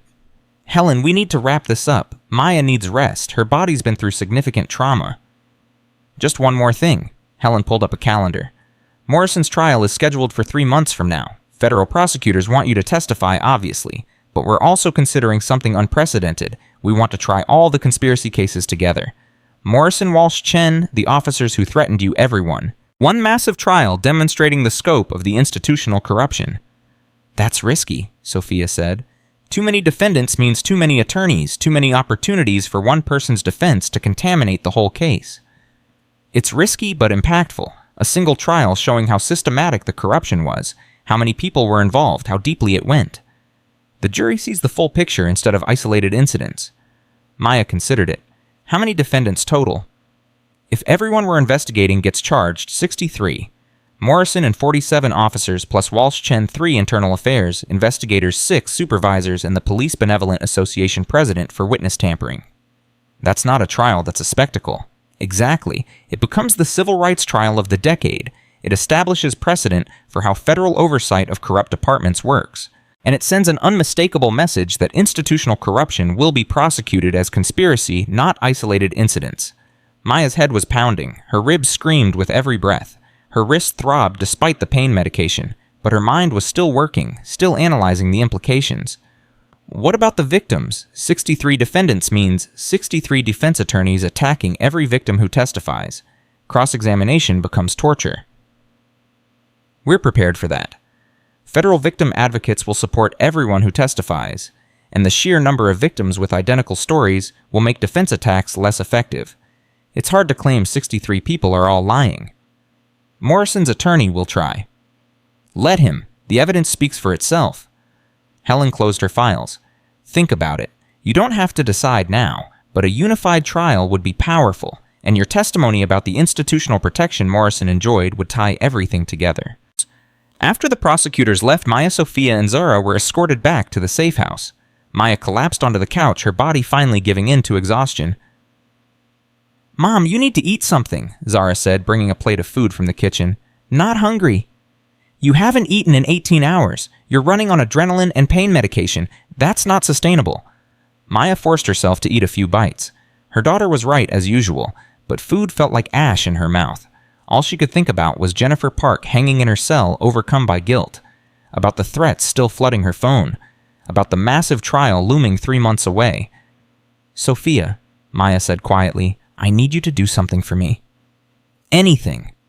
Start preparing my will and custody documents for Zara if something happens to me." "Mom, no," Zara's voice broke. "Baby, I have to be realistic. The threats are credible. Morrison's supporters are desperate. Federal protection is good, but not perfect." Maya looked at her daughter. "If something happens to me, you go to my sister in California. She's already agreed. You finish high school, you go to college, you live your life." "I don't want to live my life without you." "You will, because I raised you strong enough to survive anything." Maya pulled Zara close despite the pain. "I'm not planning to die, baby, but I'm a federal agent investigating corruption. I have to prepare for every possibility." Sophia was crying silently. "Maya, don't talk like this. Don't give up." "I'm not giving up. I'm being prepared. There's a difference." Maya's voice was firm. "Morrison goes to trial in 3 months. Walsh and Chen face prosecution. 63 defendants potentially in one massive conspiracy trial. You think they're going to go quietly? You think they won't try every possible way to make me disappear before I can testify? Federal marshals. Federal marshals are human. Security has gaps. Determined people find ways." Maya looked at both of them.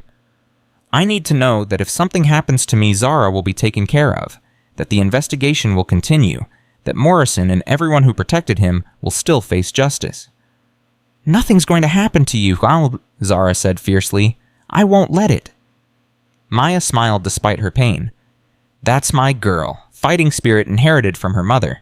She kissed her daughter's forehead. "But still, let's get the paperwork done, just in case." That night, Maya lay awake in the safe house bedroom, listening to federal marshals conducting hourly perimeter checks. Her phone was on silent, but she could see the notifications lighting up the screen. More threats, more support, more news coverage. The story was spreading globally now. International media was covering the corrupt American police department brought down by one determined federal agent. But Maya didn't feel like a hero. She felt tired, scared, and very aware of her own mortality. Morrison had broken her bones in a moment of rage. What would he or his supporters do given planning and opportunity? A knock at the door made her sit up quickly, pain shooting through her ribs. Director Whitfield entered quietly. "Can't sleep either?" Whitfield asked, settling into a chair by the bed. "Too much to think about?" "Helen told me about your request for custody documents. Maya, you're not going to die." "You can't promise that." "No, I can't. But I can promise that if anything happens to you, Morrison and everyone who protected him will face maximum prosecution. The investigation doesn't die with you. It's bigger than one person now." "That's supposed to be comforting." "It's supposed to be true." Whitfield was quiet for a moment. "I've been doing this job for 23 years. I've seen dozens of civil rights investigations. Most of them end in settlements, reduced charges, compromises that feel like half victories at best. But this one could actually change how police accountability works in America, because you were brave enough to put yourself at risk, because you documented everything, because you didn't back down even when Morrison broke your bones." "I didn't feel brave. I felt terrified." "That's what courage is. Doing the right thing despite being terrified." Whitfield leaned forward. "Morrison thought he could intimidate you into silence.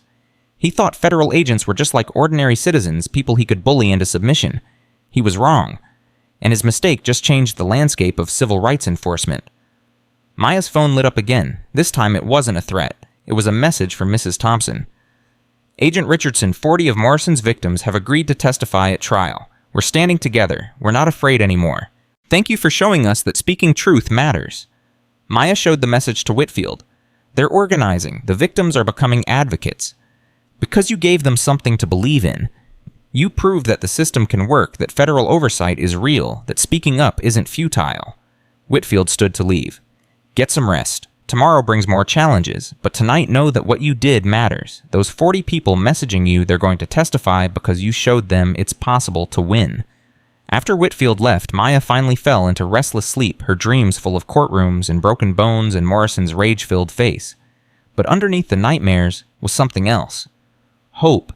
Real, tangible hope that justice wasn't just a word used in training manuals, but something that could be achieved through determination evidence and federal agents willing to risk everything to protect constitutional rights.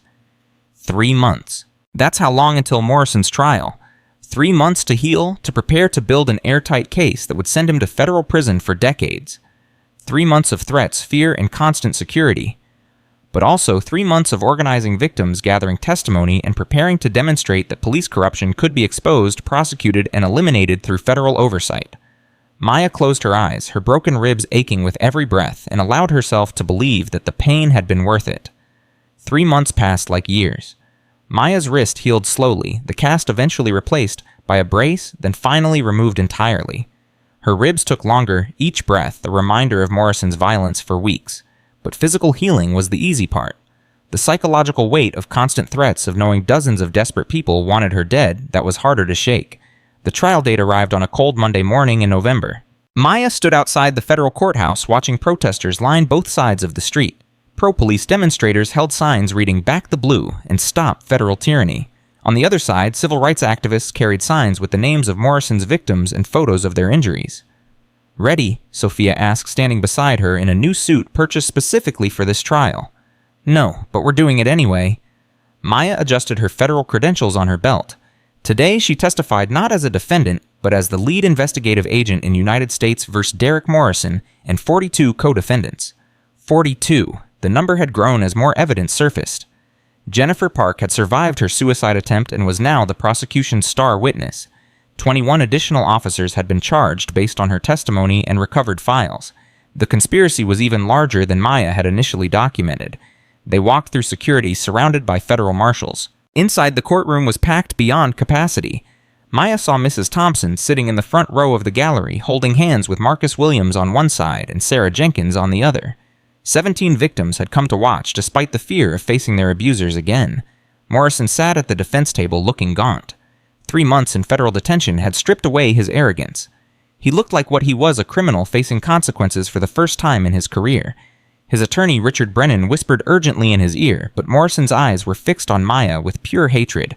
Judge Catherine Walsh, no relation to Captain Walsh, entered and the court rose. She was known as a tough but fair judge who had no patience for police corruption. That reputation was exactly why federal prosecutors had requested her for this case. United States vs. Derek Morrison and 42 co-defendants. Are all parties present? Judge Walsh's voice commanded the room. Federal prosecutor Helen Torres stood. Yes, Your Honor. The United States is ready to proceed. Brennan stood next. Defense is present, Your Honor, but I must renew our motion to sever Mr. Morrison's case from the co-defendants. This joint trial creates prejudicial. Motion denied, Mr. Brennan. I've ruled on this 3 times already. The conspiracy charges require demonstration of the systematic nature of the crimes. Separate trials would obscure that reality. Judge Walsh looked at the defense table where 42 defendants and their attorneys crowded together. The prosecution may call its first witness. The United States calls Dr. Maya Richardson. Maya walked to the witness stand, her healed wrist no longer painful but still stiff. She placed her hand on the Bible and swore to tell the truth, then sat and looked directly at the jury. 12 faces, diverse in age and race, all watching her with intense curiosity. Helen Torres approached with confidence. Dr. Richardson, please state your occupation. I'm a senior special agent with the Office of Civil Rights Compliance, United States Department of Justice. How long have you held that position? 8 years. And what does your position entail? I investigate systematic violations of civil rights by government officials, primarily law enforcement agencies. I document patterns of abuse, gather evidence for federal prosecution, and recommend interventions to protect constitutional rights. Helen pulled up a document on the courtroom screens. Dr. Richardson, when did you first become aware of problems in this police department? 18 months ago, statistical analysis showed complaint rates twice the national average with disciplinary action rates below 5%. That disparity indicated potential systematic protection of misconduct. What did you do with that information? I recommended to the Department of Justice that we initiate an undercover investigation to document the scope of the problem and identify responsible parties. Brennan objected. Your Honor, the defense disputes the legitimacy of this undercover operation. Agent Richardson deceived. Mr. Brennan, unless you're objecting on evidentiary grounds, sit down. General arguments belong in closing statements. Judge Walsh turned to Maya. Continue, Dr. Richardson. I went undercover as a professor of criminal justice, which is actually my educational background. I moved into the Oakdale Heights neighborhood specifically because statistical analysis showed black citizens in that area were targeted at rates 4 times higher than white citizens. I wanted to document whether that targeting was based on racial profiling. And what happened? Officer Derek Morrison stopped me without probable cause 6 months into my undercover work. I was driving the speed limit through my own neighborhood. Morrison stopped me because, as he later testified under oath, I looked out of place. He believed a black woman couldn't legitimately afford to live there. Helen played the body camera footage. The courtroom watched in silence as Morrison's racism became evident in every question, every assumption, every attempt to intimidate Maya. Several jurors shook their heads in disgust. Dr. Richardson, how did you respond to Officer Morrison's behavior during this stop? I remained calm and respectful. I answered his questions politely. I declined illegal searches by exercising my constitutional rights. I did nothing aggressive, nothing threatening, nothing that would justify arrest. But he arrested you anyway. Yes, for obstruction of justice, resisting arrest, and assaulting an officer. All false charges designed to punish me for not showing deference to his authority. Did you file a complaint? Yes, through proper channels using my civilian identity. The complaint was reviewed by Captain Stephen Walsh and dismissed within 2 weeks as unfounded. Helen pulled up the complaint file. Your Honor, I'd like to enter this as Exhibit 47. It shows the complaint was dismissed despite Agent Richardson's detailed documentation and multiple witnesses who observed the traffic stop. So admitted. Dr. Richardson, what happened after your complaint was dismissed? I continued my federal investigation. I documented 63 similar complaints from other citizens, all dismissed by the same process. I recovered body camera footage that Internal Affairs claimed was corrupted. I interviewed victims who described identical patterns of targeting harassment and false arrest. When did you decide to reveal your federal identity? Maya's voice hardened. When Officer Morrison assaulted me in open court. He broke my wrist and 2 ribs in front of 50 witnesses because I calmly challenged his perjured testimony. His loss of control demonstrated the violence he'd been inflicting on citizens for years. The courtroom erupted. Morrison stood up shouting, "That's a lie," while Brennan tried to restrain him. Judge Walsh's gavel cracked repeatedly. "Mr. Morrison, sit down and be silent, or you'll be removed from your own trial." Walsh's voice cut through the chaos. "Mr. Brennan, control your client."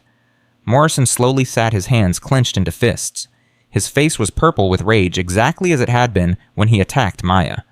Helen waited for silence before continuing. Dr. Richardson, you mentioned 63 complaint files. Can you describe the pattern you observed? All complaints involved black citizens in affluent neighborhoods. All described targeting without probable cause. All reported harassment and often violence. And all were dismissed by Internal Affairs without meaningful investigation. The pattern suggested not isolated incidents, but systematic racial profiling protected by institutional corruption. Objection. One of the other defense attorneys stood. Speculation. The witness is characterizing actions she didn't personally observe. Your Honor, Dr. Richardson is a federal agent with 8 years of experience investigating civil rights violations. She's qualified to identify patterns based on documentary evidence. Helen turned to the judge. The prosecution has previously qualified her as an expert witness. Overruled. The witness may describe patterns she observed in her investigation. Maya continued. Captain Walsh personally dismissed 41 of the 63 complaints. District Attorney Chen declined prosecution in 17 cases where criminal charges could have been filed. Internal Affairs. Investigators falsified reports in 23 cases to make complaints appear unfounded when supporting evidence existed. This wasn't random. It was coordinated protection of officers who violated civil rights. Helen pulled up a chart showing the connections between defendants. Dr. Richardson, can you explain this chart? It shows the conspiracy network. Morrison and 47 other officers committed the civil rights violations. Captain Walsh and his supervisors buried complaints. Internal affairs investigators falsified reports. District Attorney Chen declined prosecution. And the Police Benevolent Association threatened victims into silence. Everyone had a role in protecting the corruption. Brennan stood. Your Honor. This testimony is prejudicing the jury against all defendants based on the actions of a few. Mr. Brennan, this is a conspiracy trial. The prosecution is entitled to show how the conspiracy functioned. Overruled. Maya spent 4 hours on direct examination methodically presenting the evidence she'd gathered over 6 months. Body camera footage recovered from federal servers. Internal affairs reports that contradicted witness statements. Email chains between Walsh and Chen coordinating which cases to decline. Financial records showing Morrison and others received bonuses based on arrest numbers creating incentive for false arrest. By the time Helen finished, the jury looked exhausted, but convinced. The evidence was overwhelming. Your witness, Mr. Brennan, Judge Walsh said. Brennan approached with papers clutched in his hand. Dr. Richardson, you lied about who you were. I operated under authorized federal cover. That's standard investigative practice. You deceived the court. I presented myself accurately as a professor with a doctorate in criminal justice administration. Everything I told the court about my background was true. I simply didn't volunteer that I also held federal law enforcement authority. You manipulated my client. I existed as a black woman in a nice neighborhood. Your client's racism did the rest. Maya's voice was calm but firm. I didn't force him to stop me without cause. I didn't force him to file false charges. I didn't force him to commit perjury, and I certainly didn't force him to assault me in court. Those were his choices. But you were investigating him specifically. I was investigating systematic civil rights violations. Your client became a subject when he targeted me the same way he'd targeted 63 other people. He wasn't singled out. He volunteered himself through his own criminal behavior. Brennan changed tactics. Dr. Richardson, you have a personal history with police violence, don't you? Maya felt her stomach clench. Objection relevance, Helen called out. Your Honor, the witness's bias against police is directly relevant to whether this investigation was legitimate or a personal vendetta. Judge Walsh considered. I'll allow limited exploration. Dr. Richardson, please answer. Maya took a breath. My father was killed by police officers when I was 17. They claimed he matched a suspect description. They shot him 8 times. He was unarmed. So you have a reason to hate police. I have reason to demand accountability from police. There's a difference. My father's death taught me that unchecked authority leads to tragedy. That's why I dedicated my career to civil rights enforcement. Not out of hatred, but out of determination that what happened to my father won't happen to others if I can prevent it. But that personal experience colors your judgment. It informs my judgment. I understand what police violence looks like. I understand how systems protect bad officers. I understand why accountability matters. That doesn't make my investigation invalid. It makes me qualified to conduct it. Brennan sensed he was losing ground. Dr. Richardson, 42 defendants are facing federal charges because of your investigation. Don't you think that's excessive? I think 42 people participated in a conspiracy to violate civil rights. The number isn't excessive. The corruption was extensive. You've destroyed careers, reputations, families.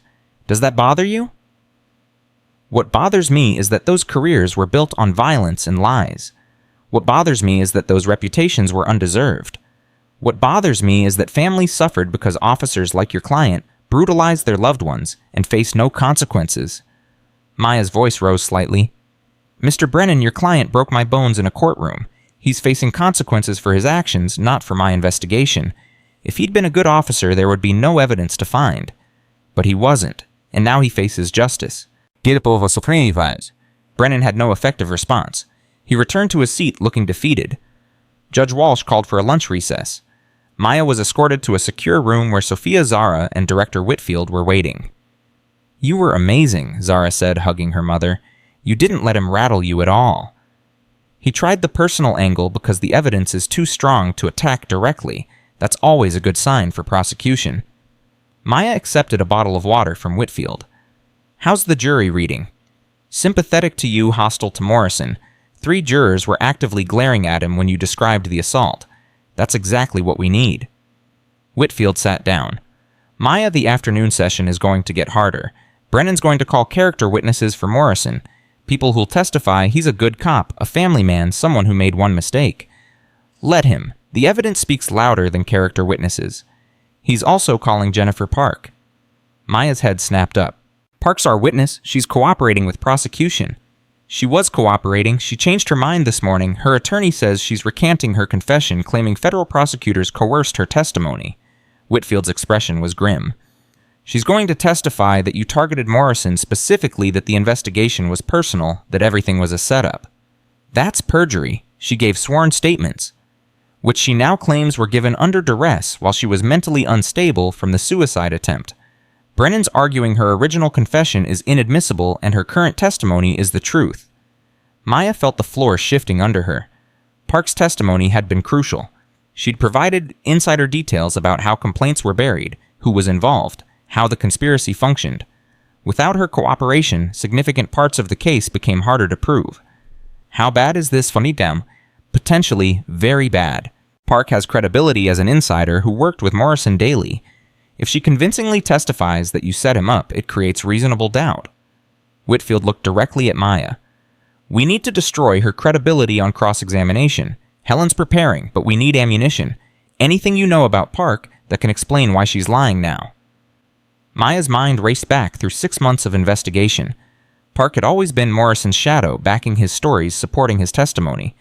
But there'd been moments, brief glimpses, when Park seemed uncomfortable with Morrison's violence, when her reports seemed slightly less enthusiastic than his, when her body language suggested guilt rather than pride. She's scared, Maya said slowly. She attempted suicide because guilt was destroying her. Now she's facing federal charges and realized she can't live with what she did. So she's convincing herself it wasn't real, that Morrison wasn't really corrupt, that the conspiracy wasn't really a conspiracy, that her own confession was coerced. It's psychological self-protection. Can we prove that her suicide note, she wrote that watching me stand up to Morrison made her realize she'd been a coward? That's not the language of someone being coerced. That's genuine remorse. Maya pulled up files on her tablet, and her original confession included details only someone involved would know. File numbers, internal communications, specific dates and times. She couldn't have fabricated that level of detail under duress. Helen needs to emphasize that on cross. Whitfield stood. Court reconvenes in 20 minutes. Morrison's character witnesses first, then Park. Be ready. The afternoon session began with Morrison's sister testifying that her brother was a devoted family man who coached youth baseball and volunteered at church. His former patrol partner, not under investigation, testified that Morrison was brave and dedicated. A community member testified that Morrison had once helped her elderly mother. Helen dismantled each witness efficiently on cross-examination. Morrison's sister admitted she'd never ridden along on his patrol shifts. The former partner admitted he'd been transferred to a different district 3 years ago and hadn't worked with Morrison since. The community member admitted she was white and lived in a predominantly white neighborhood where Morrison was never accused of misconduct. Then Brennan called Jennifer Park. Park walked to the witness stand looking frail. 3 months ago, she'd been a confident police officer. Now she looked like someone barely holding herself together. She sat down and avoided looking at Maya. Officer Park, Brennan began. You've known Derek Morrison for 8 years, correct? Yes, he was my training officer when I joined the force. In those 8 years, did you ever witness him engaging in racial profiling? No, Derek treated everyone equally. Did you ever witness him using excessive force? No, he used force only when necessary to protect himself or others. Did you ever witness him filing false reports? No, his reports were always accurate. Maya's hands clenched. Every word Park spoke was a lie, contradicting her own previous testimony. Officer Park, you gave a statement to federal prosecutors 3 months ago confessing to participating in a conspiracy. Was that statement true? No, I was in a psychiatric hospital recovering from a suicide attempt. Federal prosecutors threatened me, told me I'd spend decades in prison if I didn't cooperate. I was scared and mentally unstable. I told them what they wanted to hear. So your confession was coerced? Yes. And the truth is that Derek Morrison is a good officer who was targeted by federal agents. Yes, Agent Richardson set him up. She manipulated events to make him look bad. The whole investigation was designed to destroy good officers. Murmurs rippled through the courtroom. Maya saw several jurors frowning clearly, troubled by Park's testimony. Brennan smiled. No further questions? Helen Torres stood slowly, holding Park's suicide note. Officer Park, I'm going to read your suicide note. You wrote, "I've been a coward. I watched Morrison hurt innocent people and I did nothing. I provided false testimony to protect him. I buried complaints I knew were legitimate. I can't live with the guilt anymore." Did you write that? Park's voice was barely audible. Yes. Were federal prosecutors present when you wrote it? No. Was anyone coercing you? I was mentally unstable. You were lucid enough to write coherent sentences with specific details. You named 17 cases where you provided false testimony. You provided file numbers, dates, and victim names. How did you fabricate such detailed information while mentally unstable? I don't remember writing those details. Helen pulled up Park's original confession video. This is your videotaped confession given to federal agents. Let's watch it together. The video played. Park, looking tired but coherent, described in detail how the conspiracy functioned. She explained how Walsh told officers to target certain neighborhoods, how Internal Affairs was instructed to dismiss complaints from black citizens unless the evidence was absolutely overwhelming, how Morrison bragged about terrorizing people he considered threats to the social order. Officer Park, you look quite coherent in that video. You're answering complex questions with detailed responses. You're providing documents to support your statements. Does that look like someone being coerced? They told me I'd spend my life in prison if I didn't cooperate. We informed you of potential charges, which is standard practice. But at no point did anyone threaten you or force you to confess. You volunteered information. You provided documents. You asked to testify against Morrison and the others. Helen's voice hardened.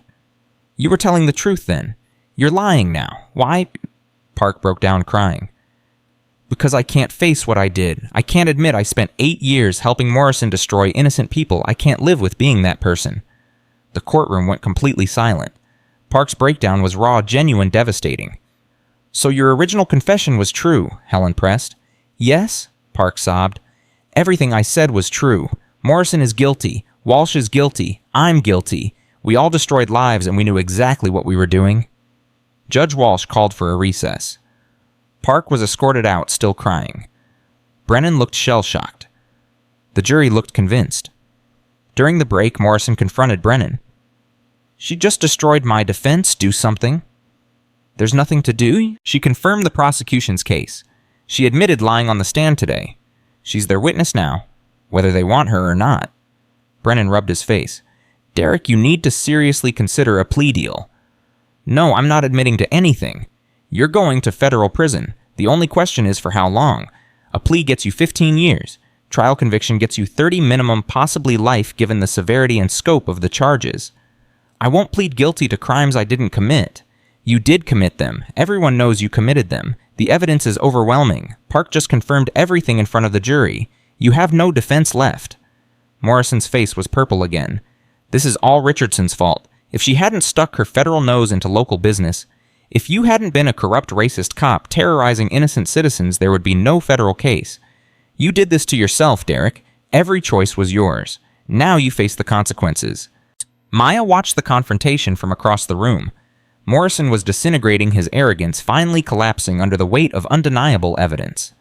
This was the moment 6 months of undercover work, 3 months of broken bones healing, and countless threats had been building toward. Court reconvened for closing arguments. Helen Torres stood before the jury with quiet confidence. Ladies and gentlemen, you've heard overwhelming evidence of a conspiracy to violate civil rights. 63 complaint files systematically dismissed. Body camera footage recovered from federal servers proving officers lied in their reports. Victim testimony describing identical patterns of targeting and violence. Officer Park's confession detailing how the conspiracy functioned, and Dr. Maya Richardson's documented experience showing exactly what happened when someone had the authority to fight back. Helen walked along the jury box, making eye contact with each juror. Derek Morrison thought his badge made him untouchable. For 16 years, he was right. He targeted black citizens, used excessive force, filed false reports, committed perjury, and faced zero consequences. The system protected him. Captain Walsh buried complaints. Internal Affairs falsified reports. District Attorney Chen declined prosecution. The Police Benevolent Association threatened victims. Everyone played their role in the conspiracy. She pulled up a photo of Maya's injuries taken the day of the assault. Then Morrison made a mistake. He assaulted a federal agent in open court. He broke her bones in front of 50 witnesses. He demonstrated the violence he'd been inflicting on citizens for years. And he did it to someone who had the authority and resources to hold him accountable. Helen's voice rose. This case isn't about one bad cop.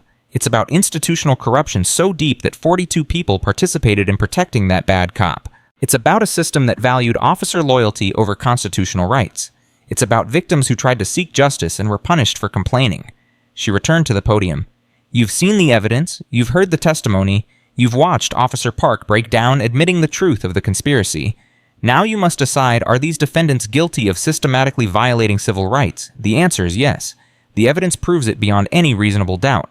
I ask you to return guilty verdicts on all counts for all defendants. Thank you. Brennan's closing argument was desperate. He attacked federal overreach, questioned undercover operations, suggested reasonable doubts that simply didn't exist. But his words rang hollow against the mountain of evidence. The jury deliberated for 3 days. Maya spent those days in the safe house, unable to eat, barely sleeping, obsessively checking her phone for updates.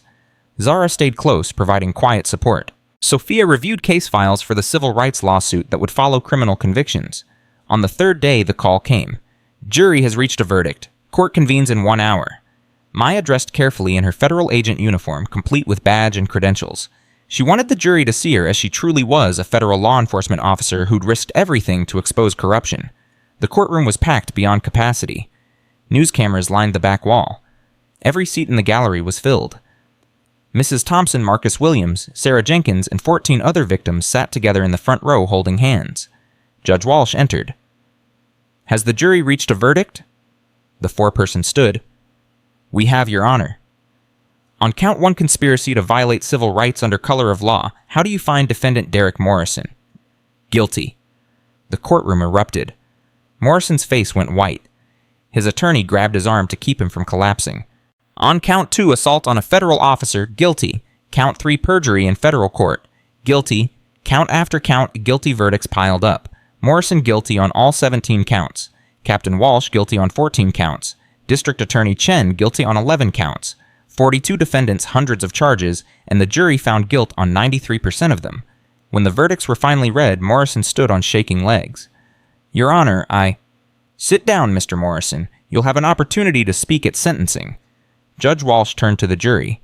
Ladies and gentlemen, thank you for your service in this difficult case. You're dismissed. As the jury filed out, several looked at Maya with expressions of respect and sympathy. They'd seen the evidence of what she'd endured. They understood the significance of their verdicts. Judge Walsh addressed the defendants. Sentencing will occur in 30 days. Until then, all defendants remain in federal custody. This court is adjourned. Morrison was led away in handcuffs, his career destroyed, his freedom gone, his legacy reduced to a cautionary tale about police corruption. 41 other defendants followed, all facing decades in federal prison. Maya stood and turned to face the gallery. Mrs. Thompson was crying with relief. Marcus Williams was shaking his head in disbelief. Sarah Jenkins looked like a weight had been lifted from her shoulders. We won, Mrs. Thompson said, her voice breaking. After all these years of being told we were lying, of having our complaints dismissed, of being made to feel like we were the problem, we finally won. Maya walked over and took Mrs. Thompson's hands. You won because you never stopped telling the truth, because you filed complaints even when you knew they'd be dismissed, because you refused to accept corruption as normal. This victory belongs to you and every other victim who had the courage to speak up. Outside the courthouse, protesters on both sides reacted to the verdicts. Civil rights activists celebrated. Police union supporters stood in stunned silence, many crying, some angry. The world was watching as one of the largest police corruption trials in American history concluded with overwhelming guilty verdicts. Director Whitfield found Maya on the courthouse steps. The Attorney General wants to speak with you. Maya took the phone.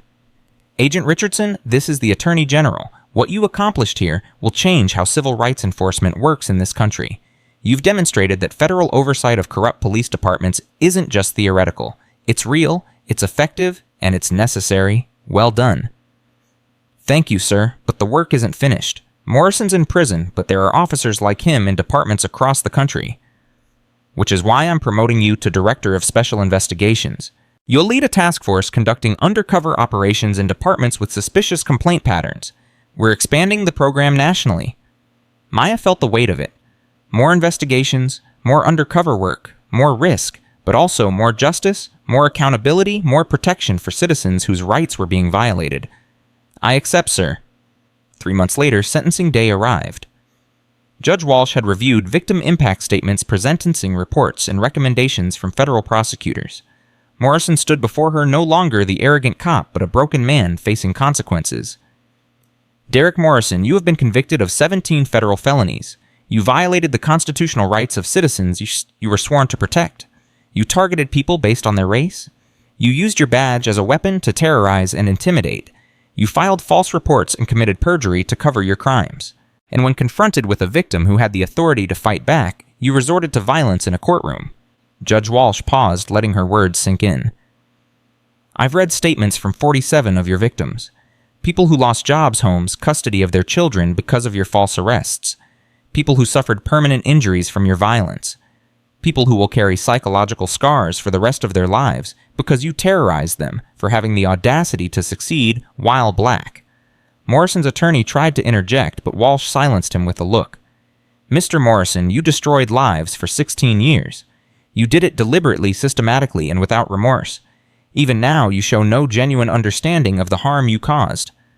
You blame Agent Richardson for your downfall. You blame federal overreach. You blame everyone except yourself. Walsh leaned forward. But the evidence proves you're guilty. The jury found you guilty. And now I will sentence you accordingly. On count 1, conspiracy to violate civil rights, 20 years in federal prison. On count 2, assault on a federal officer, 15 years consecutive. On remaining counts, additional sentences totaling 18 years, some concurrent, some consecutive. Total sentence 43 years in federal prison with no possibility of parole. Morrison collapsed. His attorney caught him before he hit the floor. 43 years. At age 46, Morrison would be 89 if he lived to see release. Captain Walsh received 32 years. District Attorney Chen received 18 years. The other defendants received sentences ranging from 5 to 25 years, depending on their level of involvement. As Maya left the courthouse that final time, reporters surrounded her asking for statements. She paused on the steps where she'd testified months ago. Today, justice was served.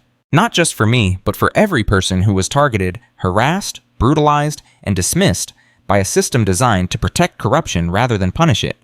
Officer Morrison and 41 co-defendants will spend decades in federal prison. They will never wear badges again. They will never hurt another innocent person.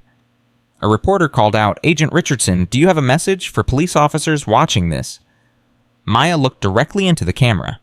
If you're doing your job constitutionally, treating all citizens with respect and dignity, using force only when absolutely necessary, and documenting everything honestly, then you have nothing to fear from federal oversight. But if you're targeting people based on race, if you're using excessive force, if you're lying in reports and committing perjury in court, understand this federal civil rights enforcement is real. We will find you, we will document your crimes, and we will prosecute you to the fullest extent of the law. She paused. The badge is not a license to violate constitutional rights. It's a responsibility to protect them. Remember that, and you'll never face what Derek Morrison faces today. Maya walked away from the cameras, her work complete, but her mission continuing. Morrison was in prison, the conspiracy was dismantled, 63 victims had seen justice, and federal civil rights enforcement had proven it could hold even the most protected criminals accountable. As she climbed into the federal vehicle with Zara and Sophia, her phone buzzed with a message from Mrs. Thompson. Thank you for believing us. Thank you for fighting when fighting cost you so much. Thank you for showing us that justice isn't just a word, but something real that can be achieved. You changed our lives. Maya showed the message to her daughter. This is why we do it, baby. This is why the risk is worth it. Zara smiled. I know, Mom. I've always known. 2 years later, Maya's task force had initiated undercover investigations in 17 police departments across 12 states. The Morrison case had become the blueprint for federal civil rights enforcement. Officers knew that systematic corruption could be exposed, documented, and prosecuted. Victims knew that filing complaints mattered, that federal oversight existed, that justice was possible. Derek Morrison served his sentence in a federal prison far from the city where he'd once terrorized citizens. His name became synonymous with police corruption. His case was taught in law enforcement academies as an example of what happens when officers believe their badges make them untouchable. And Maya Richardson continued her work going undercover in department after department, documenting corruption, protecting constitutional rights, and proving that federal accountability wasn't theoretical, but real, powerful, and absolutely necessary. Because some fights are worth broken bones, death threats, and years of sacrifice. Because constitutional rights matter to him more than convenience or comfort. Because victims deserve justice and corrupt officials deserve prison. And because one determined federal agent with evidence authority and courage can dismantle systematic corruption that's existed for decades, Morrison thought he could break Maya and break the truth. Instead, he broke himself against the unyielding wall of federal justice, and 42 co-conspirators fell with him, their corruption finally meeting the accountability they'd evaded for far too long.